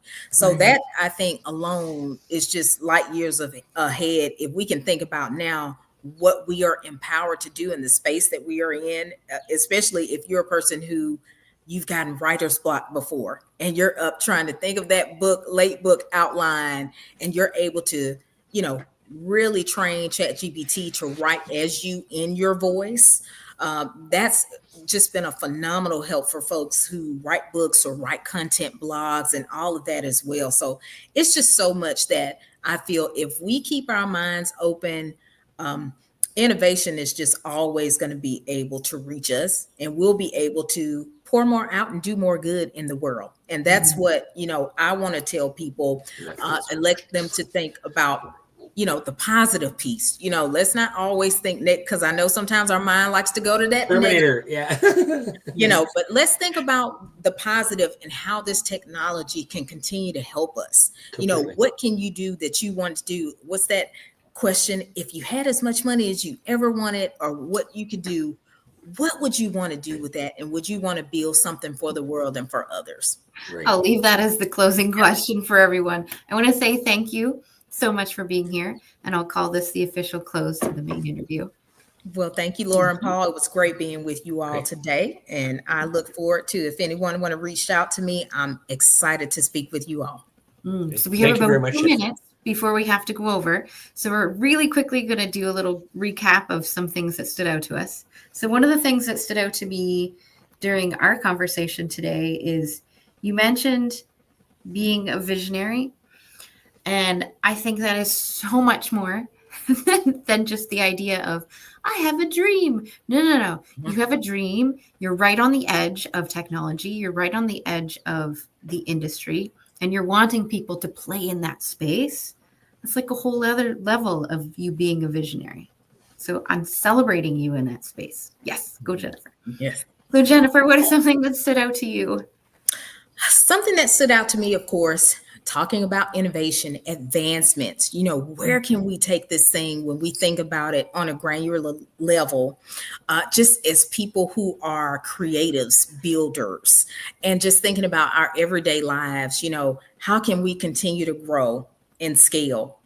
Even our lives, that's just something that is always near and dear to my heart. What's the next thing that I can work on or help somebody to do and empower them to really use innovation to help them? So that's something that stood out for me. What about you, Paul? We have about 30 seconds. All of it. I was so taken by the whole conversation, and there's so much to share. Just the fact that you've got the quantum connection definitely in your knowledge base. Let's go with you. You're just a deep well. Thank you for sharing, and your insight is well received. Awesome. Well, great being with you all today. Thank you so much, Jennifer. Until we meet again, which should be soon. Thank you, Jennifer. Awesome. We'll look forward to being with you all again soon. Have a great day. You too. And our next guest is behind the scenes. Faith, just give me a thumbs up if you're ready to join us.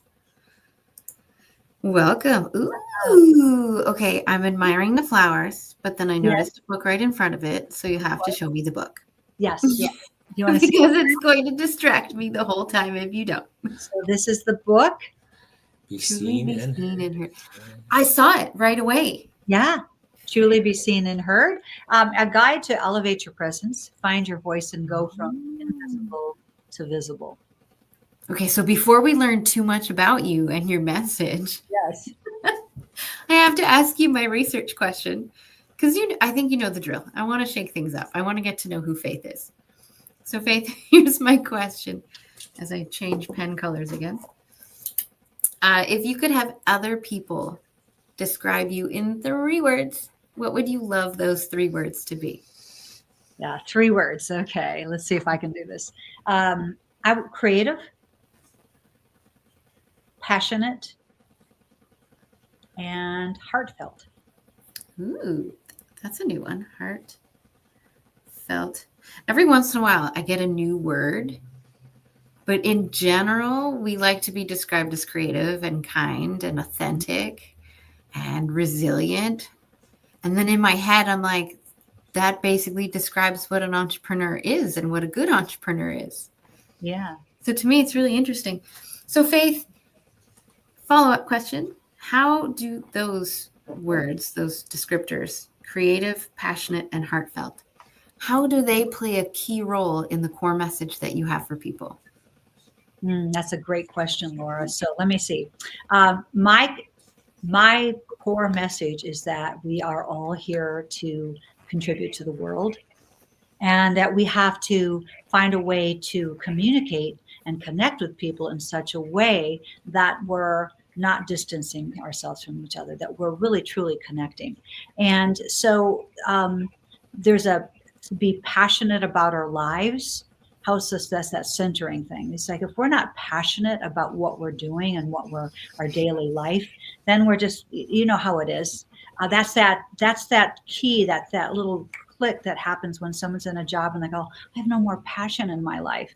And then they change. Or I feel like in my marriage, or in my family, or with my kids. And there's a way to stimulate that. And it's really through our creativity, and some introspection. I'm a certified life coach and a creative empowerment coach and a voice coach. I'm also a communications coach and expert.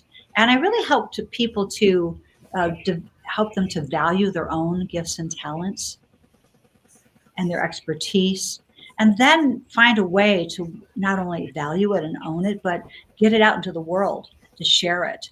And that's the creative, the passionate, and the heartfelt is that that's our beacon, the light within us is our heart. If we go to the heart, we will not be misled. And interesting, I'm a voice coach. I do a lot of voice work with people. It's energy. It's interesting, Paul, your energy captivator. I'm so interested in that. But we're all energy. Our body's energy, our voice is energy, our emotions are energy. I work a lot with people on that. But think about that your throat here, this energy, is the bridge between your heart and your head. So how we speak and how we deliver our message and how we get ourselves out there and how we connect with people has a lot to do with this, our voice. Our voice, by the way, is 38% of how we impact people. 38. They've done studies on that. It's really amazing. And words account for 7%. Ooh. I know, scary when you think about it. Like, I'm a word crafter. I love to write. And then I realized that it's not just about the words. It's about how I am speaking the words, how I'm connecting with people. The other percentage, and I think it's 58%, if I do my math, I'm not quite sure, is body language, nonverbal communication. So it's not just body language, but nonverbal communication. So it'd be 55% if you did your math right. Thank you. I like math. Thank you. That sounds right. Good. I just took notes, so I failed the test. Hang on. You have a math person on your team. Right. Well, I did take engineering, so. I was a math. I loved math. I loved math and science. And so I really did. I was a theater person and a music person when I was in high school, had the leads in all the plays, and I sang and I did all of this. But I also was so into science that my chemistry teacher wanted me to try to get a scholarship to major in chemistry. And I was so moved by it. I was like, oh, thank you. It's such an honor that you would think of me. And I was one of those, theater people, and I was kind of hippie and all of that kind of thing. And she was that staid. She wore black shoes, with her hair back in a bun, and she was kind of I would say a German matron, kind of. That's what she looked like. Oh, chemistry. Okay. And for her to single me out and say, hey, you're the one that should be getting this, you have this aptitude. And yet I knew in my heart, go back to the heart thing, that I wanted that creativity and music and theater and acting was at my heart. So I thanked her so profoundly and said, this is what I'm going to do. That needs to go to someone that's their journey. Yeah. Oh, that's beautiful. So earlier you had mentioned live voice communication coach. The voice is 38%, words is 7%, and the body language is 55%. Also, speaking of the acting and stuff, I watched K-pop Demon Hunter on Netflix. Really good movie if you haven't seen it. I have not. Wonderful music too. In one of the songs, and it made me bawl. I cry really easily, but it makes people cry. There's this one line that got me. And it says, called a problem child because I got too wild. But now that's how I'm getting paid on stage. It's like, oh, yes, that. Wow. How many times as a kid have we been told that something that we're good at is a problem? Yes. I get in the context, it can be a little disruptive, but at the same time, it's never recognized as a gift. It's never recognized as something that you have a skill in. Right. It's put into a corner, it's shoved into a corner, and you're told that you're too fill in the blank. Too much. Yeah, right. Gee, exactly. Just about every report card said I was a social butterfly. And yet now here I am, sitting in the center as an announcer and entertainer, right? Mine said I talked too much. Yep. Asked too many questions. Yep.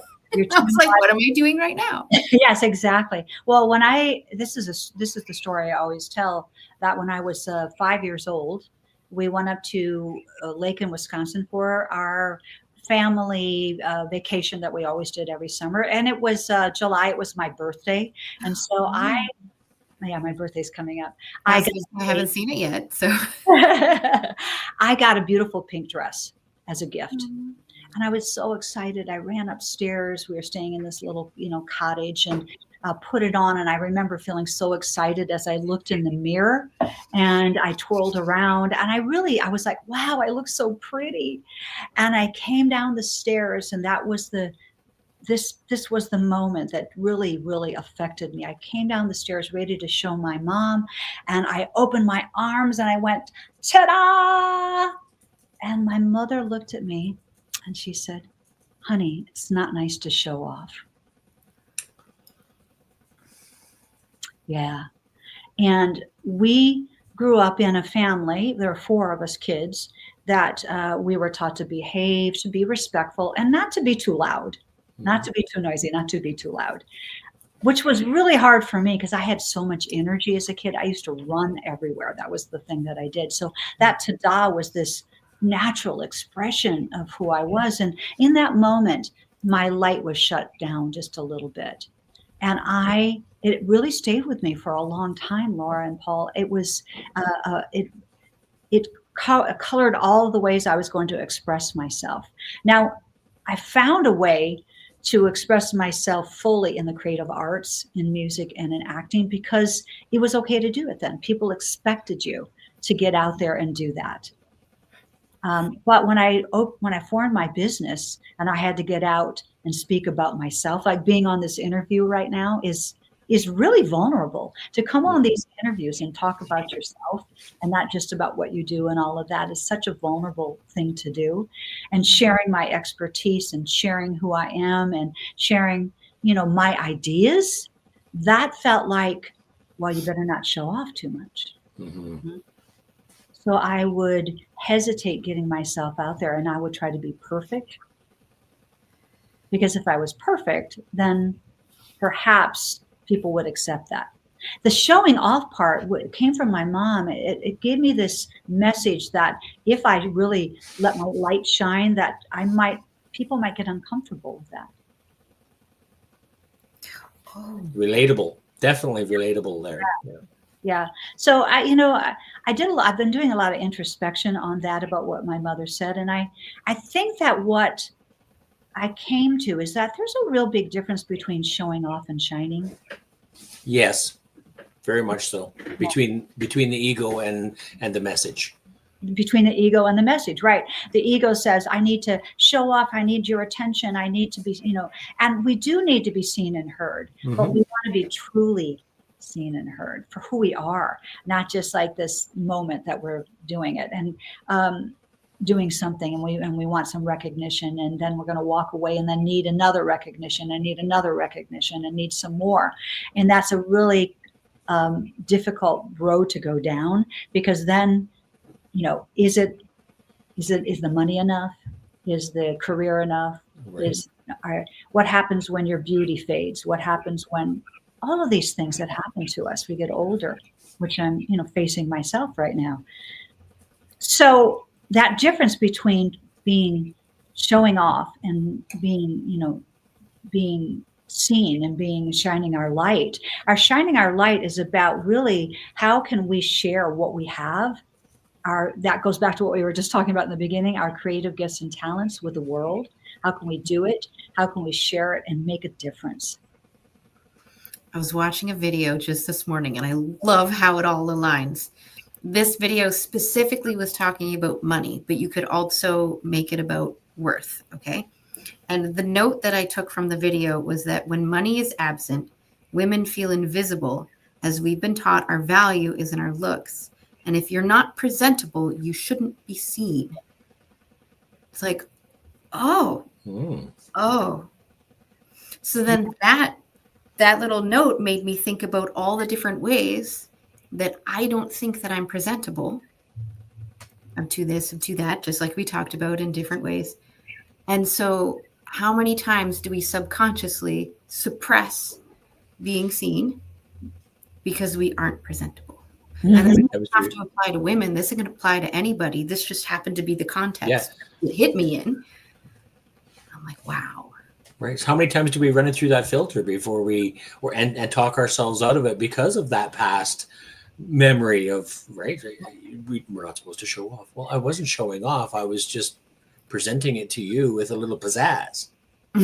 That's all I was. I wasn't like, oh, I'm the most prettiest in the whole room. Exactly. But look at me. I feel here now.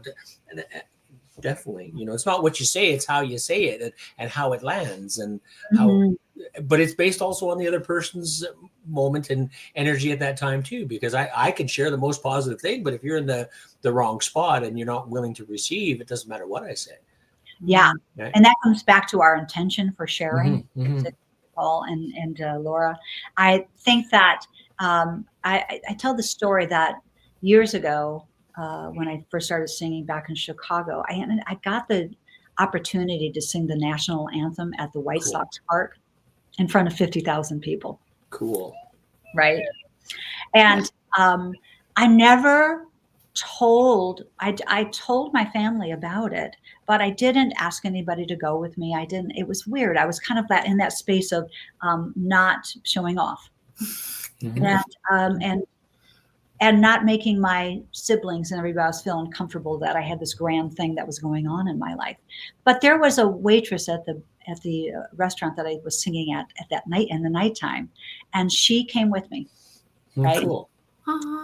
And thank God that she did, because here's what happened. We go there, and it's beginning to be the start of the game, and there's thousands of people, and we're in our car. And I don't think I'm going to make it to the beginning of the game. So she leans her head out the window and sees a police car and gets them to come over and says she's going to do the national anthem. They put on the lights. Police escort. Woohoo! So that was I was really grateful that she supported me that way. And that taught me something about how we can really support people. That we don't even know sometimes that little support that we do. I'm getting really kind of teary-eyed about it this many years later, that she was willing to come with me and support me. And she just took charge and took care of me. But then when I went out onto the field, and, there are 50,000 people there, and I start to sing, it really came from a place of, I wanted to share the song with them. I wanted to share the moment with those people. It wasn't about me showing off my voice, but I was like, this is that moment where we can all stand together and sing this national anthem and have this moment together. And that's where I came from. And at the end, I got this roar of applause and standing ovation. That was really about that connection that you talked about, Laura, how we connect with people. So even connecting with 50,000 people, because I came from the intention of like sharing the experience with them. So whether I'm on stage with, 10 people in the audience, 50,000 people, 100, Paul, you probably know this as a speaker too. And Laura, that it's about that connection with people. Mm-hmm. That's what I work with people on. Yeah. So good. In the work that I do, I say that there are 3 pillars of communication confidence. Mm-hmm. And the first one is to align your mindset. I always go there because I feel like that thought that my mother implanted in my head derailed me for a long time. And I had to work on my mindset for that. And then the second pillar is to power up your presence. Mm-hmm. So that's about voice work, being in your body. We have to get out of our head and into our body to really have a presence. And you can think of people out in the world who have that a lot of presence, and you can feel that they can own the room when they can walk into the room. The third pillar is that to engage, connect, and inspire. So I have a formula for to become the awesome communicator. Okay. It is. Hang on. It's pretty simple, because it should be simple, but it's dynamic presence plus genuine connection equals awesome communicator. Can't write that fast. Dynamic presence plus genuine connection equals awesome communicator. So sometimes people work on their, communication skills, like how to gesture, how to talk, how to do that, and they can master that. And or they can own the room. They walk into the room and they're good at that. We notice them, but they don't connect with people very well. Those people will sometimes become gurus. Those kinds of followers. Yes. Right? Follow me, I am amazing. Right, exactly. They're usually not very great leaders, right? Because it's all about them. And then we have the people who are heart-centered people, who really have that genuine connection. And it's all about helping others and serving other people, but they don't feel like they have that presence within themselves. They haven't developed that. So when they walk in the room, right, they're not going to ask for what they need. And it's interesting. You think about people who have the dynamic presence and the genuine connection, and it looks like a lot of different kinds of people had that. We think of all kinds of people, but one person that I always think of that comes to mind is Mother Teresa. And she had the heart, that genuine connection, but she also had enough presence that she could walk into the room and get people to give a lot of money to her cause. Yeah. But what I liked about her was her and Maya Angelou, they both have this powerful, calm confidence. There is no, I'm going to boom my voice. I'm going to stand with presence. No. They are themselves. They know their worth. They walk into a room and they command presence with their calmness. Yes. Right. Yeah. Down. Teach me, a wise one. Absolutely. And that for you, Laura, those are like icons for you to look at. And this is who I really admire. This is something that I want to embrace in my own work, my own life. And so we do that. But there might be someone else like Martin Luther King is their icon. So good. And so that's the person who had dynamic presence, but also connected with people. Yeah. And so that would be someone else's sort of icon or idea of, what they want to develop in themselves. The truth is that we're all really different and having the ability to tap into what is authentically us and then bring that forth and share it is what's going to make everybody jump up and down for you. Right. That was probably one of the biggest lessons I learned with working with Corey. In finding my voice here and becoming a Blue Talk speaker, owning the stage, hey, I could be Tony Robbins and I want to be that powerful in this, but why? Whatever happened to being Paul? And that really resonated with me when he struck that bell. And very much, again, you reiterate it, support it. That genuine authenticity is where the power lies. Whatever happened to being Paul? That stuck me. So I want it. Whatever happened to being Faith? We're going out there, and I even have that sometimes because, and this is kind of a weird thing, but I worked in the creative entertainment business for years, and I coached Academy Award-winning actors and Grammy-winning musicians and YouTube sensations, and NBC host. Akbar Bajabiamila is one of my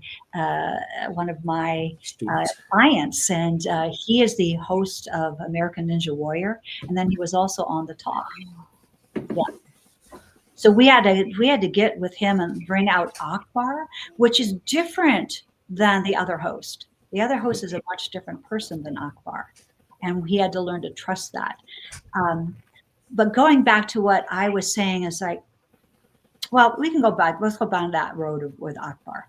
So he was a NFL football player, retired when he started out. And he wanted to be a NFL broadcast person. And he started doing that. And I was working with him on, really getting his voice and his presence and his personality open up and owning who Akbar was. And then he got this job or this opportunity to be the co-host of American Ninja Warrior, but he had never seen the show. Now, here's the cool part, is that I kind of was I was a sort of a Ninja Warrior like nerd. I used to watch it because I loved it. I love sports, and it was just really interesting. So I said, Akbar, I've got you covered. But what we're going to need to do is to get your voice more expressive. Yeah. This has got to be about firing people up and getting you in that place. So he had to learn to really be a bigger energy than he felt comfortable with. So we worked on that, and he's been successful at that still many, many, many years later. And he's been doing that. Now I watch his Instagram, his post, and he's like showing off, here's that, like shining his light, let's say, but he's showing off his talents and his fun and his energy. He's showing that off. So maybe we could look at showing off as like, well, let's just look at it as shining our light. We're not showing off our ego. We're showing off what we got. In some cases, perhaps it's letting the freedom of expression come out. Yes. Right. The inhibitions that we feel on judgment from other people because of what I said, right? You asked about my energy captivator, and I'm just going to sort of throw back into this. Everything you've explained in the last little while of stepping up, owning the stage, using your voice, your body language, it's all hello. But yet for me to step up and let it loose and actually just takes me from being down here to up there to where did that just go? Can you stay with me? Right. So that expression there, I think, is really important to be able to put into the conversation as well. Feeling free enough and confident that your story is highly valuable, and it's your perspective that brings that content forward. Exactly. And that's what we have to trust. And also put in the time and the energy and find people that can help us to open up our expressiveness. Because if I hadn't worked with Akbar, he may not have been able to keep the job. It's possible, right? Because he needed to step up. But he was, when I work with athletes, because I worked with a couple of people who are NBA stars and football stars, they have this, they're really coachable because they're athletes. Yeah, they've been coached their whole life. So they're like, bring it on, show me what to do. I'm willing. And they will go and practice what they're working on. So that's a huge thing that a lot of this that we just can't learn on our own. You can watch a video, you can watch a YouTube video and try to find out what you want to, how you want to do that. But I say that's a lot like looking at a tennis video and trying to learn how to play tennis. But there might be something you're doing, because I'm a tennis player, where you have your wrist is doing something funny, and you're not sure why your strokes aren't working. Then you get with a coach, and they go, "Oh no, it's just your wrist." This brought up an idea. I'm kind of like, I have all these ideas today to share. Oh, we'll connect them all in. All good. Keep going. I took a lot of tennis lessons, and I love to play tennis. And my serve was not great. It was good, but it wasn't great. And I started to work with this tennis coach who had worked with a lot of real pro tennis players. And we're working on my strokes are good. My backhand's great. My forehand is really passable and good. And he said, well, let's work on your serve today. He goes, I'm going to tell you how the pros do it. I'm going to give you the formula for how the pros do it. Okay. And it was this: see it, feel it, hit it. Yep. So he said, look exactly where you want that ball to hit in that other box. Where do you want to hit it? Is it in the corner right there? See it, feel it in your body that it's already done. Then just hit it, right? He says, you know the stroke. You got that stroke. Yep. Every single one I did went in exactly where I wanted it to go. The same conversation is about riding a bicycle. If you're looking over here and you're driving this way, eventually you will drive the direction that you're looking. Right. Yeah. And Dr. Vincent Peale, the power of positive imagery, right? That's Yes. rooted in that one, right? Definitely helps. Mm-hmm. Mm-hmm. Yeah. Yeah. I wanted to share with you today, because I thought that this was really valuable, that as when we get out into the world, no matter what we're doing, I have a client who is a financial advisor, and he used to have to give presentations to his boss and the team that he was working with, and he would get so frightened about it. Just so frightened about it that he would actually have panic attacks. Right? Mm-hmm. So he was setting up this nonverbal communication loop trigger, I call it, which is a situation I have to present. Then he had thoughts about the presentation. I need it to be perfect, or they're going to think I'm not capable. Okay. So that was the thought, which triggers chemicals in our brain, released into our bodies as emotions. The emotions he felt was, I feel nervous. I feel, I have doubt. I feel doubtful. I'm worried, anxiety, all of that, which then triggers the body reaction. Yeah. So he was sweating. He said, I was sweating. I was like coughing nervously. And then I had a full-on panic attack. Yep. So which then just solidifies all the beliefs that he has. Yeah. Like, oh, I was right. See all of this happening. Exactly. So we manifesting that outcome. Yeah. After we do it all of the time, and we can go back to, what if this happens? What if this happens? But what if the good thing happens? What if it does go exactly the way you thought it was going to go, to be perfect? Yeah. Even what's perfect, Paul, Well, exactly. Right. I mean, my version of perfect, you come in after I isn't that perfect? Yeah. Well, okay. You see, it's lower on that side than that side. Yeah, exactly. Right. So it's perception. He was in that communication loop trigger, and he could have, if he could have stopped it by going, the beginning, and start from the beginning, like, what are my thoughts, and change them to more empowering thoughts. Mm-hmm. There are a lot of ways to do that. When I was coming on the interview today, there was a thought that goes, what if I run out of things to say? What if... Have you met me, Faith? Yeah. Hi, I'm Paul. Yeah. Have you met Paul? So then I could say, well, what if Laura takes up the slack? What if she has something to say, right? So that would go, okay, I just changed my energy just by changing the thought. Can I tell you something? Yes. Corey was backing away from the show and trying to get somebody else to come and do it for him. And I asked, I was like, why me? Out of all the people here in Blue Talks, why me? Because he's like, you're the only one I thought of, which was really sweet. But I think he didn't come out and say it bluntly like this, but I'm pretty sure it was because if I had to, I could talk the entire time to myself. I love it. I will fill the space. I will make things up. He didn't say that directly, but I'm pretty sure that's what. Yes. Well, I'm giving myself permission to talk about myself and what I do. Because it's been a journey for me. Absolutely, to do that. And I'm really so. If you're in the middle of that trigger, that nonverbal communication loop trigger that happens, or you start to feel it happen, you can shift the energy in your body by activating the vagus nerve. Mm-hmm. So many ways. Yes. So many ways to do that. Mm-hmm. And this is a really powerful, easy way to do that I teach everybody, and myself included. You just take the tip of your tongue and you put it by the bottom teeth.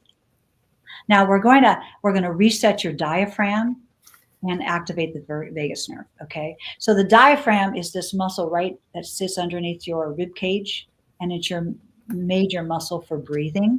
And it's supposed to drop down when we inhale and then come back up. Flex down, we inhale and come back up. But when we're nervous, like if you just pull in here, like you just feel like that nervous energy, notice that what happened to my voice. It just got really tight, didn't it? And I have this now, I need to reset my diaphragm because my diaphragm is tight. It's up like this. So I need to reset that. So you take the tongue, put it by the bottom teeth, put your fingers right here in the middle of the body, and then you start to pant. Make sure the back of the tongue is really, really relaxed. Yeah. And start to pant slowly.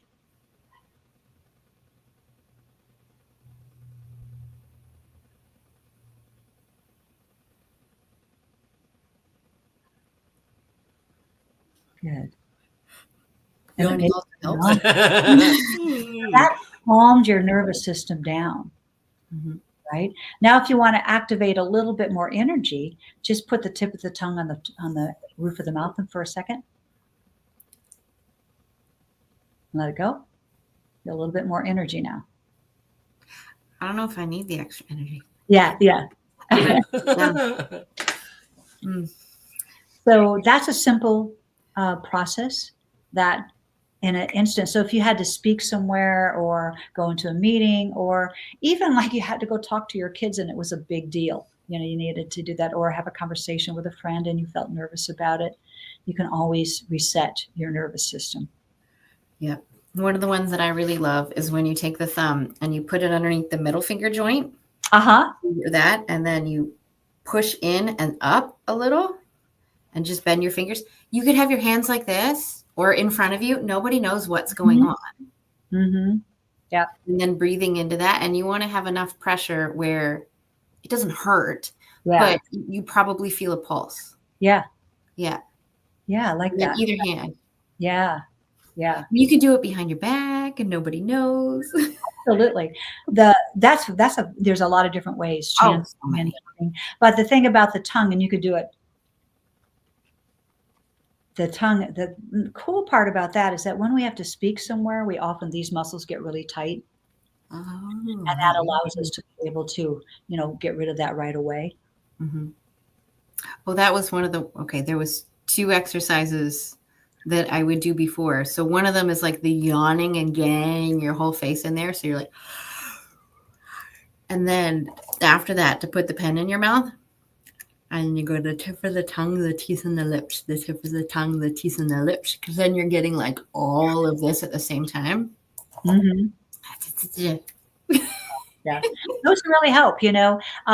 Before you go on to speak somewhere, have to listen to music that you love, getting yourself pumped up that way. But that reset in the body is great. It really is. I do a little stretch for all that we always do with all my voice clients and people who are speaking. That really helps too as well. Yeah, those were great tips for both of you. As a matter of fact, I was going to write, but I was just taking them. Yeah. I'm doing it without you guys actually seeing. So I got my hands down here. I'm pushing on my hand. Yeah. Yeah. Right. Yeah. And the stretch that I do, you want to see the stretch that we do? Sure. Okay. So the stretch is we want to open up our chest and relax all of these muscles here, because all of these muscles, and this is kind of from the medical standpoint, because I got my master's in speech pathology and voice science. So I really was really interested in that. So your larynx is here, and right there, that where your Adam's apple is, and right above that is a little bone called the hyoid bone. And there are muscles from the larynx that connect to that bone, but there are muscles from your jaw that connect to that bone, from your tongue, from your clavicle that come up there, and also from your back. They all connect right into this little bone. So if any of those muscles are tight, the larynx just gets pulled up really tight. Makes sense, doesn't it? Oh, yes. Yeah. So what we want to do is, like this stretch, you do all the way up to the ceiling. And then go as far as you can, as far as you can. Now you're going to exhale and you're going to go farther. Feel that you can get a little more. And then just lean a little bit. We're stretching these muscles. And then back up again. Same thing on the other side. All the way. Go as far as you can. Like you can't go any further. Then do your exhale.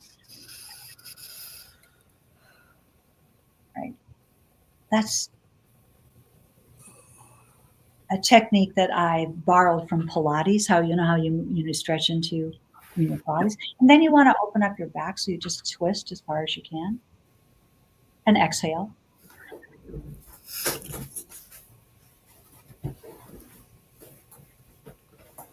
And then exhale, and then the other side, same thing. Good. And then just shake that out a little bit. Shoulder blade squeeze.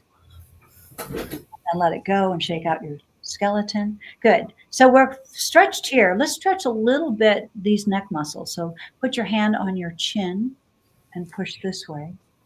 Oh, we only have about a minute or two. Okay. So, yes. This is the last thing then. Push this Okay. exhale. And then the other side and exhale. Now take your chin all the way up to the ceiling and stretch.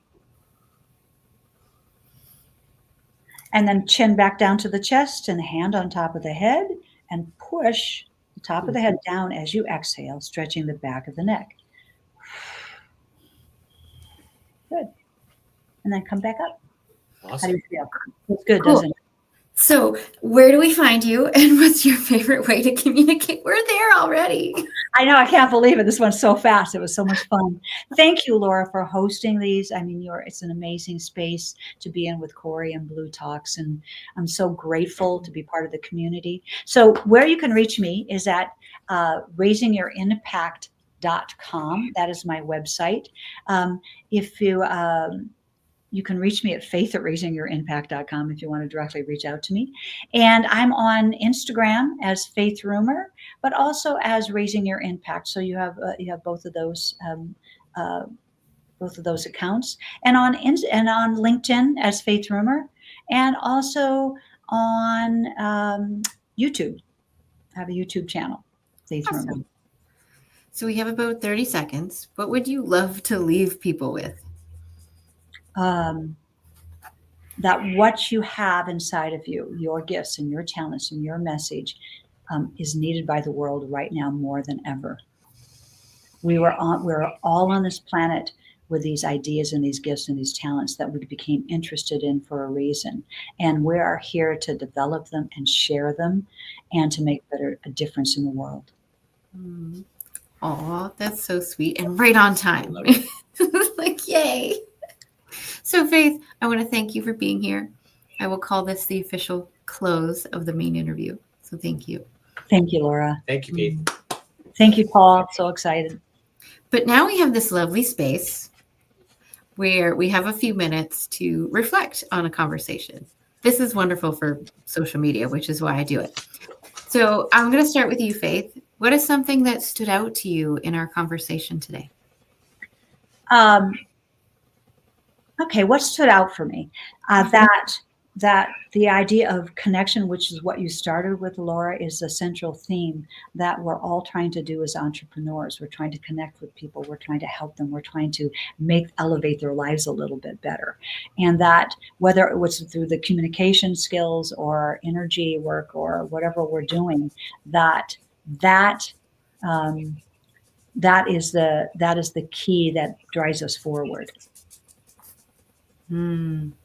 I love that. What about you, Paul? What's something that stood out to you? Lots of it. You're speaking my language. Over and over again, the stretching, the exercises, that was beneficial. Absolutely. Your align your mind, your 3 pillars. I wrote those down because that was very, very good. And of course, the breakdown, the numbers, seeing that really got in my head as well. As the speaker, energy captivator, I'm going to own it and I'm going to say, yes, that's absolutely right. That's where it comes from, is that formula. Align your mind, power your presence, engage, connect, inspire, and use it, because a dynamic presence with genuine communication is an awesome communicator. Yeah. That's what I picked up completely. You are right on the money. Thank you very much for sharing that and giving me alignment and insight. You added lots of focus into my depth today. Wow. Thank you, Paul. That is really meaningful, because I know that your message is powerful too. Thank you. Two things really that stood out to me is that I love that everybody today is all about the contribution, and that you're like, we already have what we need to get it done. Just do it. You're here to contribute, figure out what that contribution is. But then this is a bit of a recap, but also a reflection.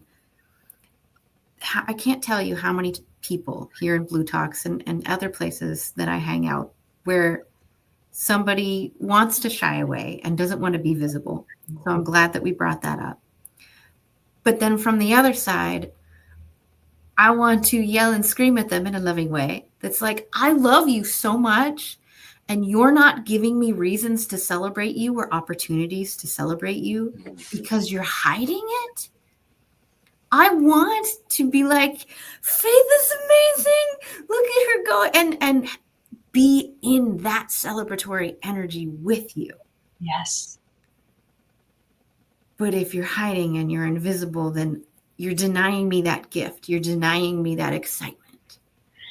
Yeah, it's kind of like if I were to add, when I sing a song and the audience claps, right? Or Yeah.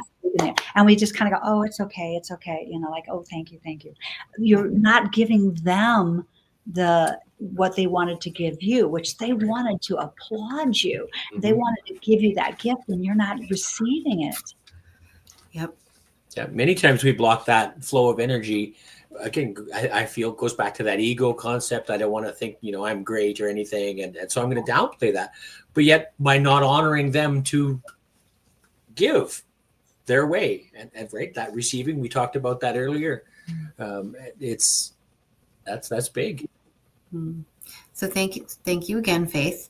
I know that we are at time, but we usually end the day with a little bit of banter, some recaps. You're more than welcome to stay for that. But I also know that sometimes you have other things booked. So I will leave that decision up to you as calling you in the day. I just had one question to ask you. Oh, sure. So we started out with the 3 words that I came up with, which was creative, passionate, and heartfelt. So my question, is that what you experienced in me?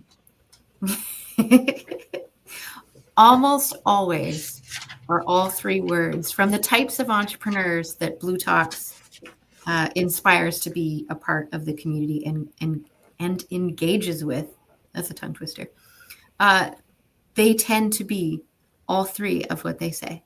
And we never have to say it, which is why I always like to start with it.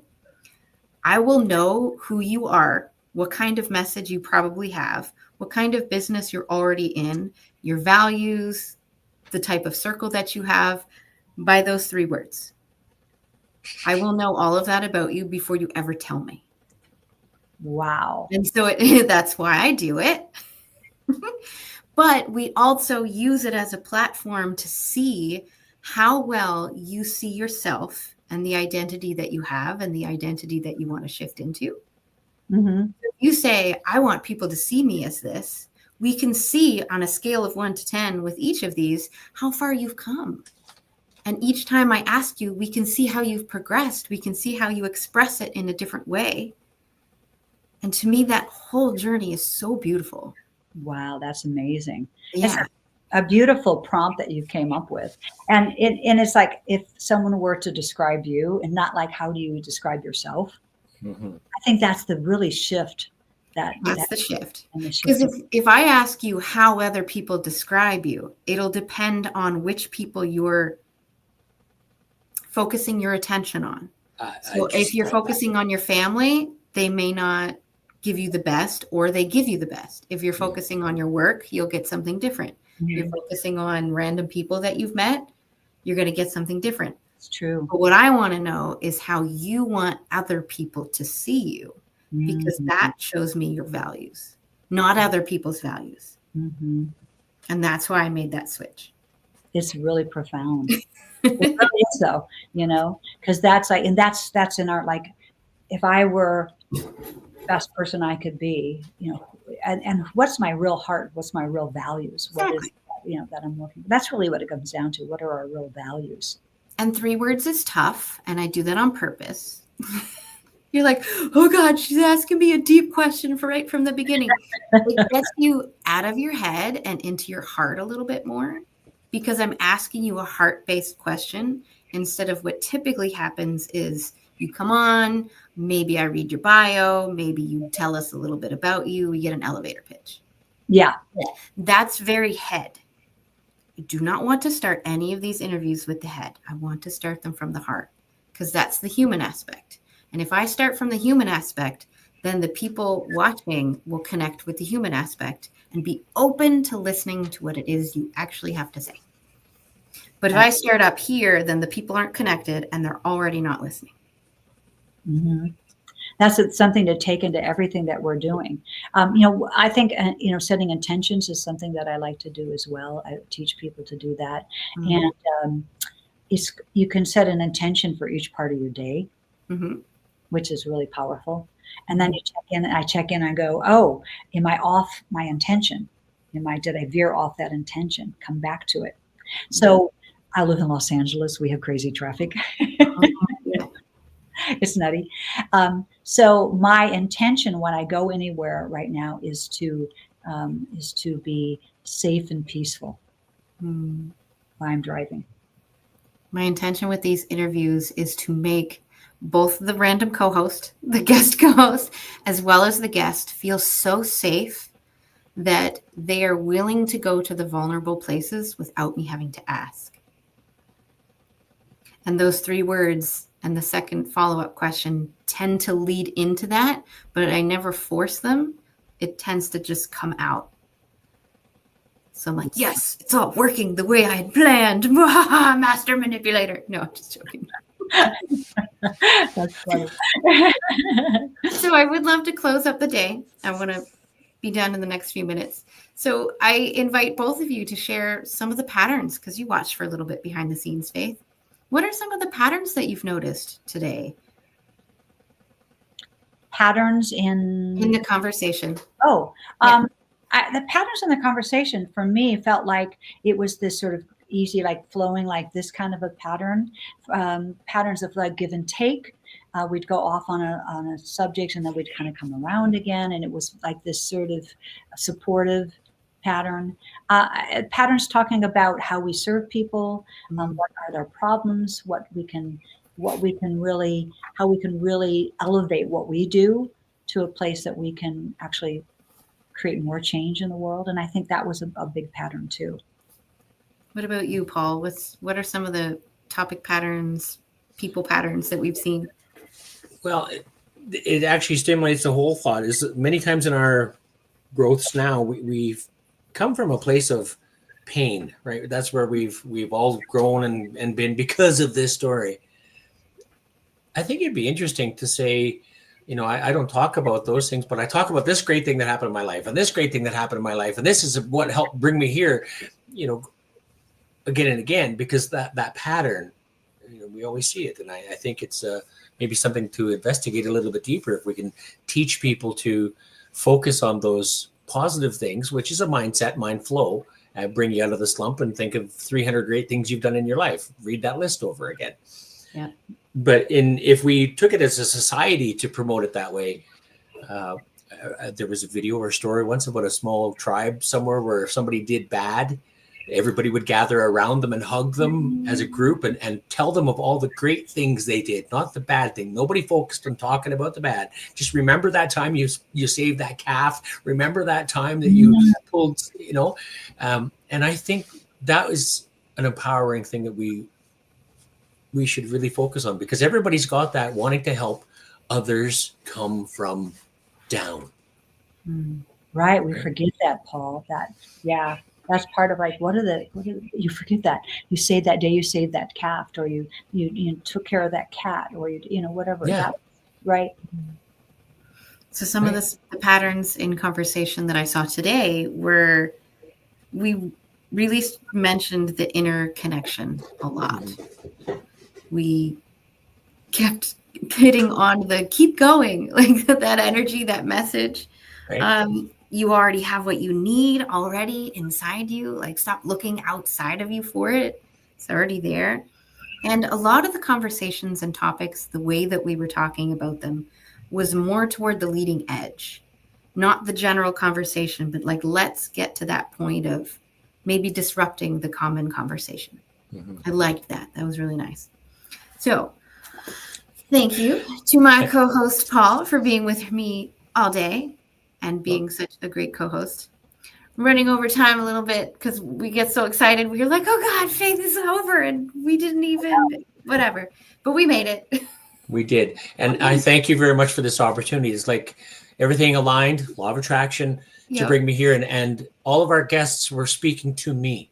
It's everything that I needed. It was so much in here has given me guidance to move forward again. Thank you for this opportunity, Laura. You are a fabulous host.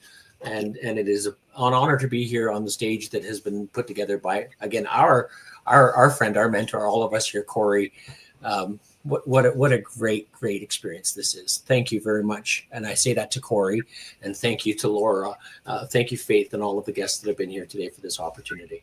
Yes. I want to say thank you to all of our guests, to all of the people watching live, to all of us, all of those who are joining us on the replay or everywhere else that you're finding this video. Say hello, get engaged, like find your favorite people, tell them what stood out to you, because that's what the connection is all about. Yeah. So again, thank you for Tuesday? Yeah, today's Tuesday. This is day 2 of bLU Talk's Amplify Your Message. We will be back the rest of this week. Tomorrow's day 3 out of 5. You can join us, same bat channel, same bat time, so 10 a.m. Eastern until approximately 2 p.m. Eastern. We usually end a couple minutes before. But I can't wait to see you tomorrow, where there will be new patterns, a new guest co-host, and of course, lots of guests for our entertainment. Thank you. I get more and more excited and physically exhausted as the day goes on. So I'm going to end the stream. I can't wait to see you tomorrow. Much love. Bye, everyone. And then I sing and dance as I click the button.